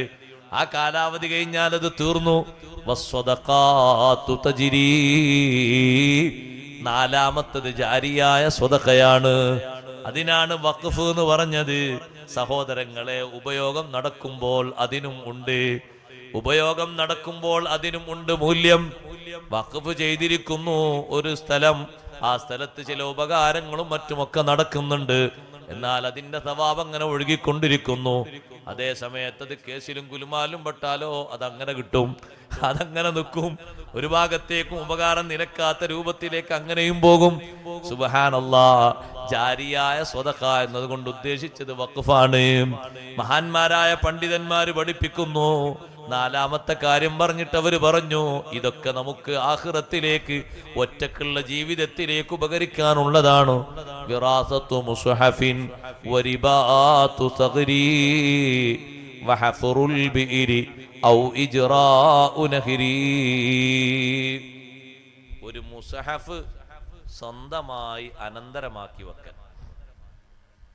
മുസ്ഹഫുണ്ടോ? സ്വന്തം മുസ്ഹഫുള്ളതൊന്ന് കൈയൊന്നിച്ചാണ്. പള്ളിയിലുള്ളതല്ല ചോദിച്ചത്, പുരയിലുള്ളതല്ല ചോദിച്ചത്. സ്വന്തം അടാ കൈ കുറേ എണ്ണം താന്നു. മൊബൈലിൽ 3 കൈ വെച്ചാണ്. അല്ല അത് ചിലപ്പോൾ കയ്യല്ല, അത് പൊന്തം. മുസാഫ് സ്വന്തം ഒന്ന് വാങ്ങിക്കൂടെ? ഓരോരുത്തരുടെ കയ്യിൽ നോക്കിയിട്ടുണ്ടെങ്കിൽ ഒരു 2 സെന്റ് 3 സെന്റ് വാങ്ങാൻ പറ്റിയ മൊബൈലിൽ കറണ്ടാകുക. എത്ര സെന്റ് വാങ്ങാൻ പറ്റിയ കൈകളുണ്ട്? 5. നമ്മളതിന് 1/2 സെന്റ് പോലും കിട്ടില്ല, കാശിന് കിട്ടും. ഇതിവിടെ ബാക്കില് 4 വട്ടം 5 വട്ടമൊക്കെ ഉള്ളതുണ്ടാവും മുകളിൽ. അങ്ങനെയാണ് പകർത്തിയിട്ടുണ്ടെങ്കിൽ ഭൂഗോളം മൊത്തം ഏഴാനാകാശം വരെ കിട്ടൂല. സുബ്ഹാനല്ലാഹ്, ഒരു മുസാഫ് സ്വന്തമായിട്ട് നമ്മളൊക്കെ വാങ്ങണം, ഓരോരുത്തരും. മുസാഫ് എന്ന് പറഞ്ഞാൽ ഇതല്ല. മുസാഫ് ഉള്ള സ്ഥലത്ത് പള്ളിയിൽ കയറിയാലും നമ്മൾ ആൾക്കാർ അശ്രദ്ധ കണ്ടില്ലേ നിങ്ങൾ? പള്ളിയിലൊക്കെ 100 കണക്കിന് 200 കണക്കിന് മുസാഫ് ഉണ്ടാകും. അപ്പോഴും കാണാം കുറെ എണ്ണം അങ്ങനെ അങ്ങോട്ടും ഇങ്ങോട്ടും ഇങ്ങനെ അങ്ങോട്ടും അങ്ങോട്ട് നീക്കി അങ്ങോട്ട് നീക്കി ഇങ്ങോട്ട് നീക്കി. ഒരു മര്യാദക്കേടല്ല ആ കാണുന്ന മുസാഫിനോട് നമ്മൾ ചെയ്യുന്നൊരു സൂഉല്ലദബല്ലേ. ഇതെടുത്ത് കയ്യിൽ പിടിച്ച് ഓതിയാലും മുസാഫ് എടുത്ത് ഓതിയ കൂലിട്ടോ, ഓതിയ കൂലിട്ടും മുസാഫ് എടുത്ത് ഓതിയ കൂലിട്ടോ. അതാരും ഉണ്ടല്ലോ, എല്ലാവരും ആ വിഷയത്തിനോട് അത്ര വിയോജിപ്പാണ്, അതുകൊണ്ട് ആരും ഉണ്ടാത്തത്. ഇത് പറ്റും. ഒരു മരിച്ച വീട്ടിലൊക്കെ ചെല്ലുമ്പോൾ തെറ്റില്ലാതെ ഖുർആൻ ഓതാൻ, യാത്രയിലൊക്കെ വാഹനങ്ങളിലൊക്കെ ഓതാൻ, അതൊക്കെ ഒരു ഉപകാരമാണ്. എപ്പോഴും ഇപ്പോൾ ഉളൂ ഇങ്ങനെ ചിലപ്പം കൊണ്ടെടുക്കാൻ കഴിഞ്ഞില്ല എന്ന് വരുമല്ലോ, ഇപ്പോഴത്തെ കാലത്ത് പ്രത്യേകിച്ചു. അങ്ങനെ ആകുമ്പോൾ ഒരു സഹായമാണ് യാത്രക്കാരന് അൽക്കഫ് ഓതാൻ, ഒരു യാസീൻ ഓതാൻ, തെറ്റില്ലാതെ അതൊക്കെ ഉപകാരമാണ്. തെറ്റൊന്നും. പക്ഷെ പള്ളിന്റെ ഉള്ളിൽ അങ്ങനെ 8 കണക്കിന് മുസാഫ് ഇങ്ങനെ വെച്ചിരിക്കുമ്പോഴും കാണാം ഒന്നാമത്തെ സൊഫീൽ നിന്നിട്ട് അങ്ങോട്ടൊന്ന് വലിച്ച് ഇങ്ങോട്ടൊന്ന് വലിച്ച് ഇങ്ങോട്ടൊന്ന് നീക്കി. സുബ്ഹാനല്ലാഹ്. ചില ആൾക്കാർക്ക് എന്താ അത് കാട്ടേണ്ടതെന്ന് അറിയില്ല. അവർക്ക് അപ്പം കിട്ടിയതായിരിക്കും. കഴിഞ്ഞ ആഴ്ച മോമൊന്ന് കൊടുത്തേക്കാരോ. എന്നിട്ട് അയിമൽ അങ്ങോട്ട് കറങ്ങിയിട്ട് കാണാം വെള്ളിയാഴ്ച 1/2 മണിക്കൂർ അയിമണ് പോകും. അൽക്കഫ് തരികയാണത്. ആദ്യം നോക്കിയപ്പോൾ സിറാജ വന്നത് ഒരു വര വരച്ചു നോക്കുമ്പോൾ, പിന്നെ ഒന്ന് ഇങ്ങോട്ട് വരച്ചു നോക്കുമ്പോൾ ബാത്റൂമിൽ വരുന്നു. കാരണം ഇത് മജ്മുഅത്ത് കുത്തുബ ഇതിലെല്ലാം ഉണ്ട്. ഒരു വരല് ഒരു അങ്ങോട്ടും ഇങ്ങോട്ടും വെച്ചു പോയിട്ട് ചിലപ്പോൾ വേറെ ഒരു സ്കൂളിലെ പാഠപുസ്തകം വരും, ചിലപ്പോൾ വേറെ ഏതെങ്കിലും കാഴ്ചപ്പാട് വരും. നേരത്തെ ഉസ്താദ് അവർ പറഞ്ഞു, ബാക്കി ഉസ്താദ് പറഞ്ഞില്ലേ, വളരെ യാഥാർത്ഥ്യമായ വർത്തമാനം ഉസ്താദ് പറഞ്ഞില്ലേ നേരത്തെ. ഇതിലൊരുപാട് സംഗതികളുണ്ട്. ആവശ്യമുള്ളത് മാത്രം ഉപയോഗിക്കാൻ കുറച്ചൊരു ഭാഗമുണ്ട്, ആവശ്യമില്ലാത്തതാണെങ്കിലോ ധാരാളം ഉണ്ട്. അതിലേക്കൊന്നും പോകാതെ ആവശ്യത്തിന്റെ ഭാഗം മാത്രം എടുത്ത് മുന്നോട്ട് നീങ്ങാതെ ഉസ്താദ് പറഞ്ഞില്ലേ. ആ ഹ്രസ്വമായ ഭാഷണത്തിലൂടെ എന്തെല്ലാം വിഷയങ്ങൾ ഇവിടെ പറഞ്ഞു. അള്ളാഹുടത്തേക്ക് ആഫിയത്തുള്ള ദീർഘായുസ് കൊടുക്കട്ടെ. മുഴുവൻ നമ്മുടെ ഉലമാ സാദാത്തുക്കൾക്ക് അള്ളാഹു ആഫിയത്തുള്ള ദീർഘായുസ് കൊടുക്കട്ടെ. നമ്മൾ മനസ്സിലാക്കണം, പള്ളിന്റെ ഉള്ളിലെത്തിയിട്ട് ഒരു മുസാഫ് ഇങ്ങനെ കയ്യിലെടുത്ത് പിടിച്ചു ഓതിയൊന്നും ഇല്ലാന്ന് കുട്ടികൾ, അതിനെന്നെ കൂലിയല്ലേ? അതിപ്പോ ഇതെടുത്ത് പിടിച്ചിട്ട് കിട്ടുമോ? കിട്ടുമോ? ഇല്ലല്ല. മുസാഫ് എടുത്ത് ഇങ്ങനെ ഒരാൾ കയ്യിൽ വെച്ചു. മുസാഫ് ഇങ്ങനെ തുറന്നിട്ടൊരു അൽക്കഫ് നോക്കി ഓതി, ഒരു യാസീന് നോക്കി ഓതി. ഇതൊക്കെ എന്തൊരു ബഹുമാനമുള്ളതാണ്. സ്വന്തമായിട്ടൊരു മുസാഫ് വേണം. വീടുകളിൽ നിന്ന് മുസാഫ് കുറവാണ്. മരിച്ചു കഴിഞ്ഞാൽ അപ്പൊ പള്ളിയിലേക്ക് പിന്നെ ഫോണ് വരികയാണ്, അനൗൺസ്മെന്റ്, ഒരു 10-25 മുസാഫ് കൊടുത്തേക്ക്. അപ്പോ അവിടെ എത്തിയിട്ട് 2 മുസാഫ് ആക്കട്ടെ. മുസാഫ് ഇപ്പൊ വരും പള്ളിയിൽ നിന്ന്. പിന്നെ ഇവിടെ എന്താ ഉള്ളത്? ഇവിടെ ഷെൽഫിലൊക്കെ മൊബൈൽ വേണമെങ്കിൽ തരാം. ഓരോരുത്തർക്ക് 3 വീതമുണ്ട്. മുസാഫിന്റെ വീടുകളിൽ സുരക്ഷിതമായിട്ട് വെക്കണം. ഉള്ള മുസാഫ് നല്ല ചട്ട വെച്ച് സൂക്ഷിക്കണം. മുസാഫ് ഒരിക്കലും സഹോദരന്മാരെ നിന്ദിക്കുന്ന രൂപത്തില് ആക്രിക്കടയിൽ കൊണ്ടുപോകുന്ന ചാക്കിൽ ഒരിക്കലും ഉണ്ടാകരുത്. കാഫിറായി ചത്തുപോകും. അല്ലാഹു കാത്ത് രക്ഷിക്കട്ടെ. ഒരിക്കലും നമ്മളെ ഏർപ്പാടിൽ ഉണ്ടാകരുത് അങ്ങനെ. ഇപ്പൊ അടുത്ത് നമ്മളെ സുഹൃത്തിനെ വിളിച്ചു, ആക്രിക്കടക്കാരനായ ഒരു ഹൈന്ദവ സഹോദരൻ. അറബി എഴുത്ത് കണ്ടിട്ടാണ് ഞാൻ വിളിക്കുന്നത്. നിങ്ങളെ പള്ളിയിലും വീട്ടിലൊക്കെ ഉപയോഗിക്കുന്ന ഒരു ഗ്രന്ഥം തോന്നുന്നുണ്ട്, എനിക്ക് തൊടാൻ പേടിയായിട്ട് ഒരു ചാക്കിൽ അങ്ങനെ 5 വന്നിട്ടുണ്ട്. അദ്ദേഹം ഓടിപ്പോയി നോക്കുന്ന സമയത്ത് മുസ്ഹഫാണ്. അലിഫ്ലാമീന്റെ മുമ്പുള്ള ഫാത്തിഹ പോലും അതിൽ നിന്നൊരു പേജ് പോലും പോയിട്ടില്ല. പിന്നെന്താ ഉള്ളത്? പഴക്കം കുറച്ചുണ്ട്. അതിന് ആ മുസ്ഹഫിനെക്കാളും പഴക്കല്ലേ ഈ നിൽക്കുന്ന ആൾക്ക്? ഒരു ചട്ട വെച്ച് ഭദ്രമാക്കിയിട്ട് ഓതുന്നില്ലെങ്കിലും സുരക്ഷിതമാക്കി വെച്ചൂടെ? ഒരു ബഹുമാനം നൽകണ്ടേതിന്. നിന്ദിക്കരുത്. അള്ളാഹുവിന്റെ കലാമായ ഖുർആനെ നിന്ദിക്കരുത്. പഴയതൊക്കെ കൊണ്ടുപോയിട്ട് ആരും കാണാതെ പള്ളിയിൽ കൊണ്ടുപോയി വെക്കുന്ന അങ്ങനെയുണ്ട് ചില ഏമാമാര്. എന്നാ അത് ചട്ട വെച്ച് ഭംഗിയാക്കി വൃത്തിയാക്കി കൊണ്ടുവന്ന് വെക്കുകയാണെങ്കിൽ ഒരു കാര്യം ഉണ്ടായിരുന്നു. ഒരു ചട്ട പെയിന്റ് ചെയ്യാന്ന് പറഞ്ഞാൽ അതിനിത്ര ആനത്തലോളം പൈസ ഒന്നുമില്ല. നല്ല ആ പണി അറിയുന്ന മുത്താലിമീങ്ങൾ ഉണ്ടാകും പെയിന്റിങ് അറിയണേ. അവർക്കൊരു പെയിന്റിങ്ങിന് 100 റുപ്യ വെച്ചാൽ കൊടുത്തേക്ക് അവർ ശരിയാക്കി തരും. നല്ല ചട്ട വെച്ച് ഉഷാറാക്കി തരും. അതിനിത്ര വലിയ തോന പണി നോക്കുക. പഴയ കാലത്ത് ഉസ്താദുമാർക്ക് കിതാബിന് ഇന്നൊരു ഹിദ്മയാണത്. നല്ല ചട്ട വാങ്ങിയിട്ട് അതുപോലെ തന്നെ പശയൊക്കെ വാങ്ങിയിട്ട് അത് അങ്ങോട്ടും ഇങ്ങോട്ടും അതിന്റെ പേജുകളൊക്കെ റെഡിയാക്കി വെച്ച് ഒന്ന് തുന്നി ഭദ്രമാക്കിയിട്ട് ഒരു ചട്ട വെച്ച് ഒട്ടിച്ച് നല്ല ഉഷാറിലാക്കും. കുറേ കാലം അത് ഉപയോഗിക്കാൻ പറ്റും കേടില്ലാത്ത രൂപത്തിൽ. വൃത്തിയാക്കി സൂക്ഷിക്കണം. പേജ് അങ്ങോട്ടും ഇങ്ങോട്ടും പറഞ്ഞ് തുന്നം പാറിപ്പോകുന്ന രീതിയിലാകരുത് വീട്ടിലെ മുസാഫുകൾ. അത് ഗൾഫിൽ നിന്ന് ഉംറക്കും മറ്റൊക്കെ പുതിയ മുസാഫുകൾ കുറെ അങ്ങോട്ട് കൊണ്ടുവന്നപ്പോ പഴയതൊക്കെ മൂലക്കിടുക, ആ സ്വഭാവം പറ്റൂല. ഒട്ടിക്കേണ്ടത് ഒട്ടിച്ച് വൃത്തിയാക്കി നല്ല ക്ലീൻ ആക്കി കൊണ്ടു നടക്കണം. കയ്യിലുള്ള രേഖകളൊക്കെ ഒരു വെള്ളം പോലും നനയാത്ത രൂപത്തിൽ ലാമിനേഷൻ ചെയ്തിട്ടില്ലേ അല്ലേ? കാർഡുകൾ എത്ര ഉണ്ട്? 2, 3, 4. ഒന്ന് ആധാർ, ഒന്ന് അതിന്റെ അപ്പുറത്തുള്ള പാൻ കാർഡ്, ഒന്ന് മറ്റേ കാർഡ് ഒക്കെ ഭദ്രമാക്കിയിട്ടില്ലേ? ഇനി ഊക്കൻ മഴ പെയ്താലും കേടരില്ല. ഈ മുസാഫ് ഭദ്രമായി സൂക്ഷിച്ചതിന്റെ ബഹുമാനം കാത്തു സൂക്ഷിക്കണം. സഹോദരങ്ങളെ, ആ മുസാഫ് അനന്തരമാക്കി വെക്കുന്നത് ആഖിറത്തിലേക്ക് ഖബറിലേക്കുള്ള ഒരു അമലാണ്. വിറാസത്തു മുസാഫ്. മഹാന്മാരായ പണ്ഡിതന്മാര് പഠിപ്പിച്ചില്ലേ, ഹഫറുൽ ബിഇരി, കിണർ കുഴിക്കുന്നത്. സാധുക്കൾക്ക് കിണർ കുഴിച്ചു കൊടുക്കുക. അത് നമുക്ക് ഉപകരിക്കുന്ന, ഖബറിലേക്ക് ഉപകരിക്കുന്ന ഒന്നാണ്. കണ്ടില്ലേ ബഹുമാനപ്പെട്ട സഅദ് റളിയല്ലാഹു അൻഹു, അവിടുത്തെ ഉമ്മ പെട്ടെന്നല്ലേ മരണപ്പെട്ടു പോയത്. എന്റെ ഉമ്മ പെട്ടെന്ന് വഫാത്തായി പോയി നബിയെ. ഞാൻ ഉമ്മാന്റെ ഹദറത്തിൽ ഉണ്ടായിരുന്നില്ല, പുറത്തു പോയ സമയത്താണ്.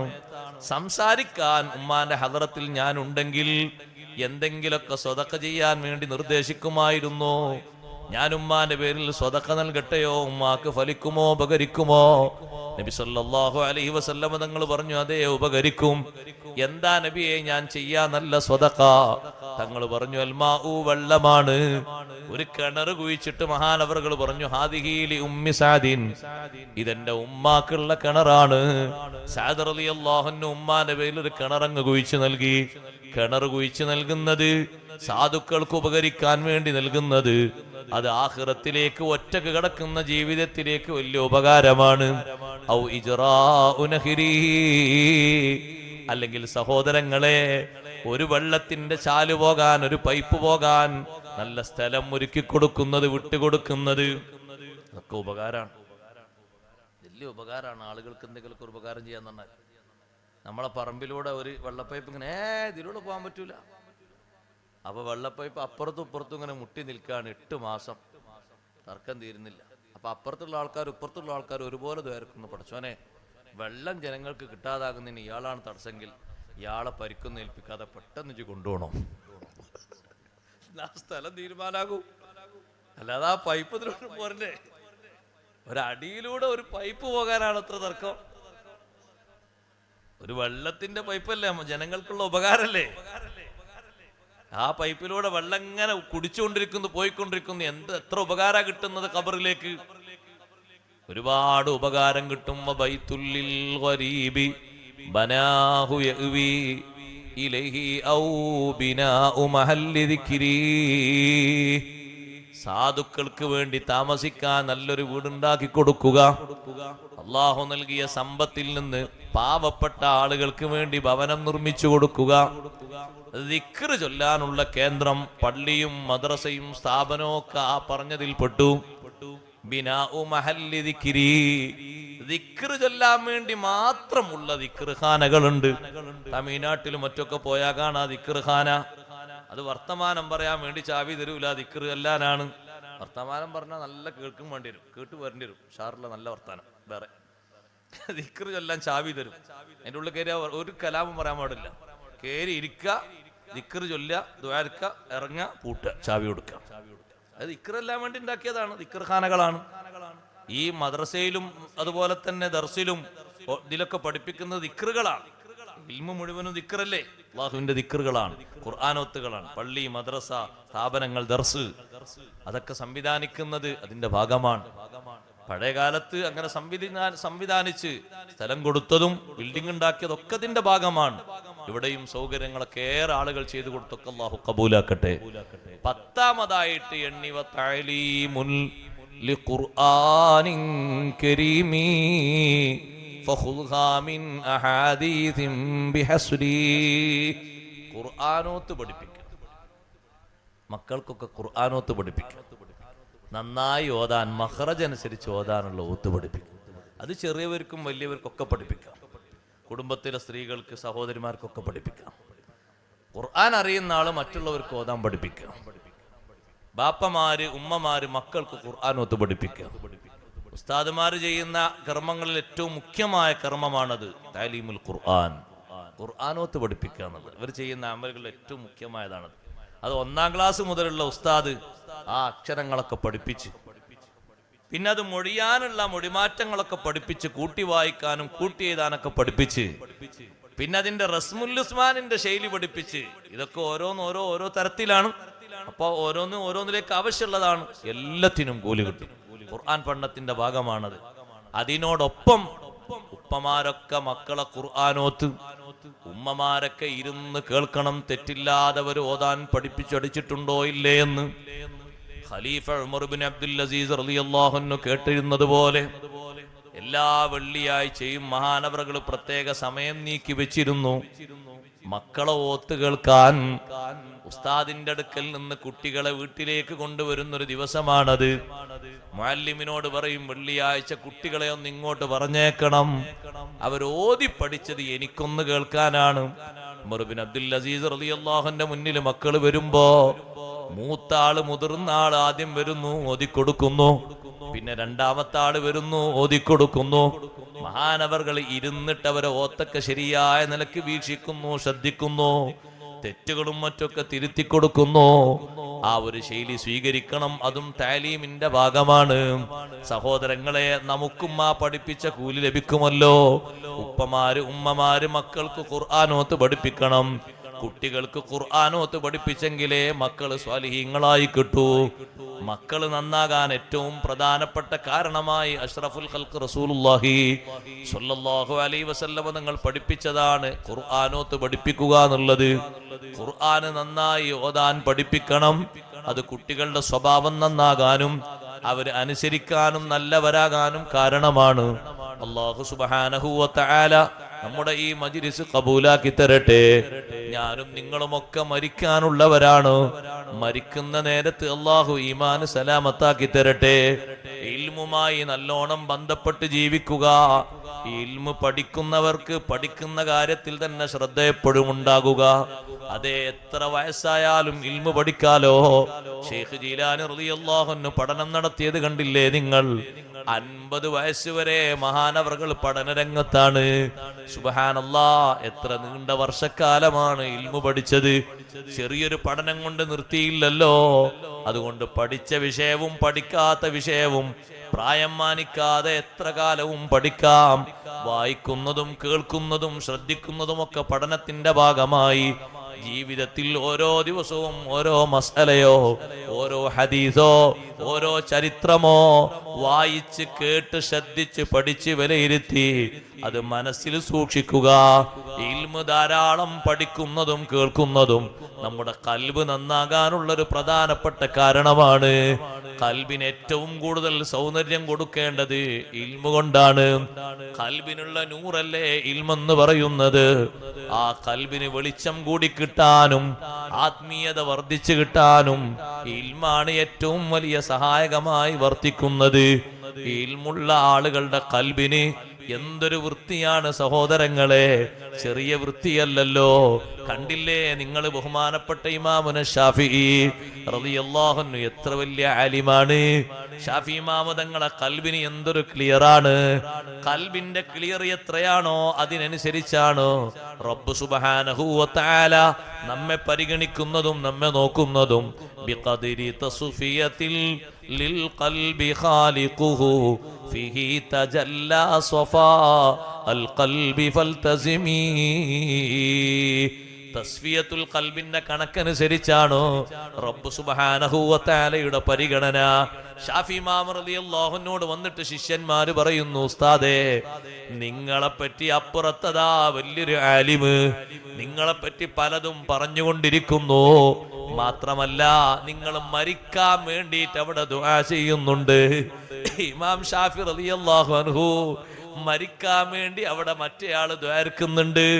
നിങ്ങൾ മരിക്കണം, അല്ലെങ്കിൽ മാലിക് ഇമാം റളിയല്ലാഹുവിന്റെ ഇൽമൊക്കെ പോയി പോകുന്നാണ് ദുആഇന്റെ ബാക്കിയിലുള്ളത്. ശിഷ്യന്മാരത് വന്നു പറഞ്ഞപ്പോ ഇമാം ഷാഫി റളിയല്ലാഹു അൻഹു പറയുന്നു, സാരമില്ല, അദ്ദേഹത്തിന് അല്ലാഹു തആല മഗ്ഫിറത്ത് കൊടുക്കട്ടെ, അദ്ദേഹത്തിന് അല്ലാഹു തആല ദറജയേറ്റി കൊടുക്കട്ടെ. ഇമാം ഷാഫി റളിയല്ലാഹു അൻഹു പറഞ്ഞു, അതേ തമന്നാ ഉനാസുൻ അൻ അമൂതാ വ ഇൻ അമുത് ഫതിൽകാ സബീലുൽ ലസ്തു ഫീഹാ ബിഔഹദീ. കുറച്ചാളുകൾ ഞാൻ മരിച്ചു കിട്ടണമെന്ന് ആഗ്രഹിച്ചു പോയി. സാരമില്ല, മരണം എനിക്ക് മാത്രമുള്ളൊരു മാർഗമല്ലല്ലോ. അങ്ങനെയാകുമ്പോഴല്ലേ ആ സന്തോഷത്തിന് കാര്യമുള്ളൂ. അതിൽ ഞാൻ ഒറ്റക്കല്ലല്ലോ പോകുന്നത്. ഞാൻ മരിക്കും പോലെ അവരും മരിക്കുമല്ലോ. എനിക്കവരോട് പരാതിയില്ല, അവരോട് എതിർപ്പില്ല. അവർക്ക് അല്ലാഹു മഗ്ഫിറത്ത് കൊടുക്കട്ടെ, അവരുടെ ആഗ്രഹം അല്ലാഹു സാധിപ്പിച്ചു കൊടുക്കട്ടെ. ഷാഫി ഇമാം റളിയല്ലാഹു അൻഹു തിരിച്ചു ഒന്നും പറയാതെ മഗ്ഫിറത്തിന് റഹ്മത്തിന് ദുആ ചെയ്യുമ്പോ ശിഷ്യന്മാര് അത്ഭുതപ്പെട്ടു പോയി. അവരുടെ കൽബിന്റെ തെളിവാണ് സഹോദരങ്ങളെ ആ കണ്ടത്. പറഞ്ഞ ആളെ എതിർത്ത് പറയാനോ, അയാളെ ചീത്ത പറയാനോ, അയാളെ ശപിക്കാനോ ആക്ഷേപിക്കാനോ ഒന്നും ഉലമാ തയ്യാറാകാറില്ല. കണ്ടില്ലേ നിങ്ങൾ ഉലമാഇനെ അപഹസിക്കുന്ന, ചീത്ത പറയുന്ന, എതിർക്കുന്ന, കുറവുകളും കുറ്റങ്ങളും മാത്രം നോക്കിയിട്ട് രാവും പകലും തള്ളി നീക്കുന്ന എത്രയോ സാധനങ്ങളെ കാണാം. പക്ഷേ നമുക്ക് അവരോട് പരിതാപകരമേ ഉള്ളൂ. അല്ലാഹു തആല അവർക്ക് ഖൈർ നൽകട്ടെ, മഗ്ഫിറത്തും മർഹമത്തും നല്ല മാർഗവും നൽകിയിട്ട് നന്നാക്കി കൊടുക്കട്ടെ.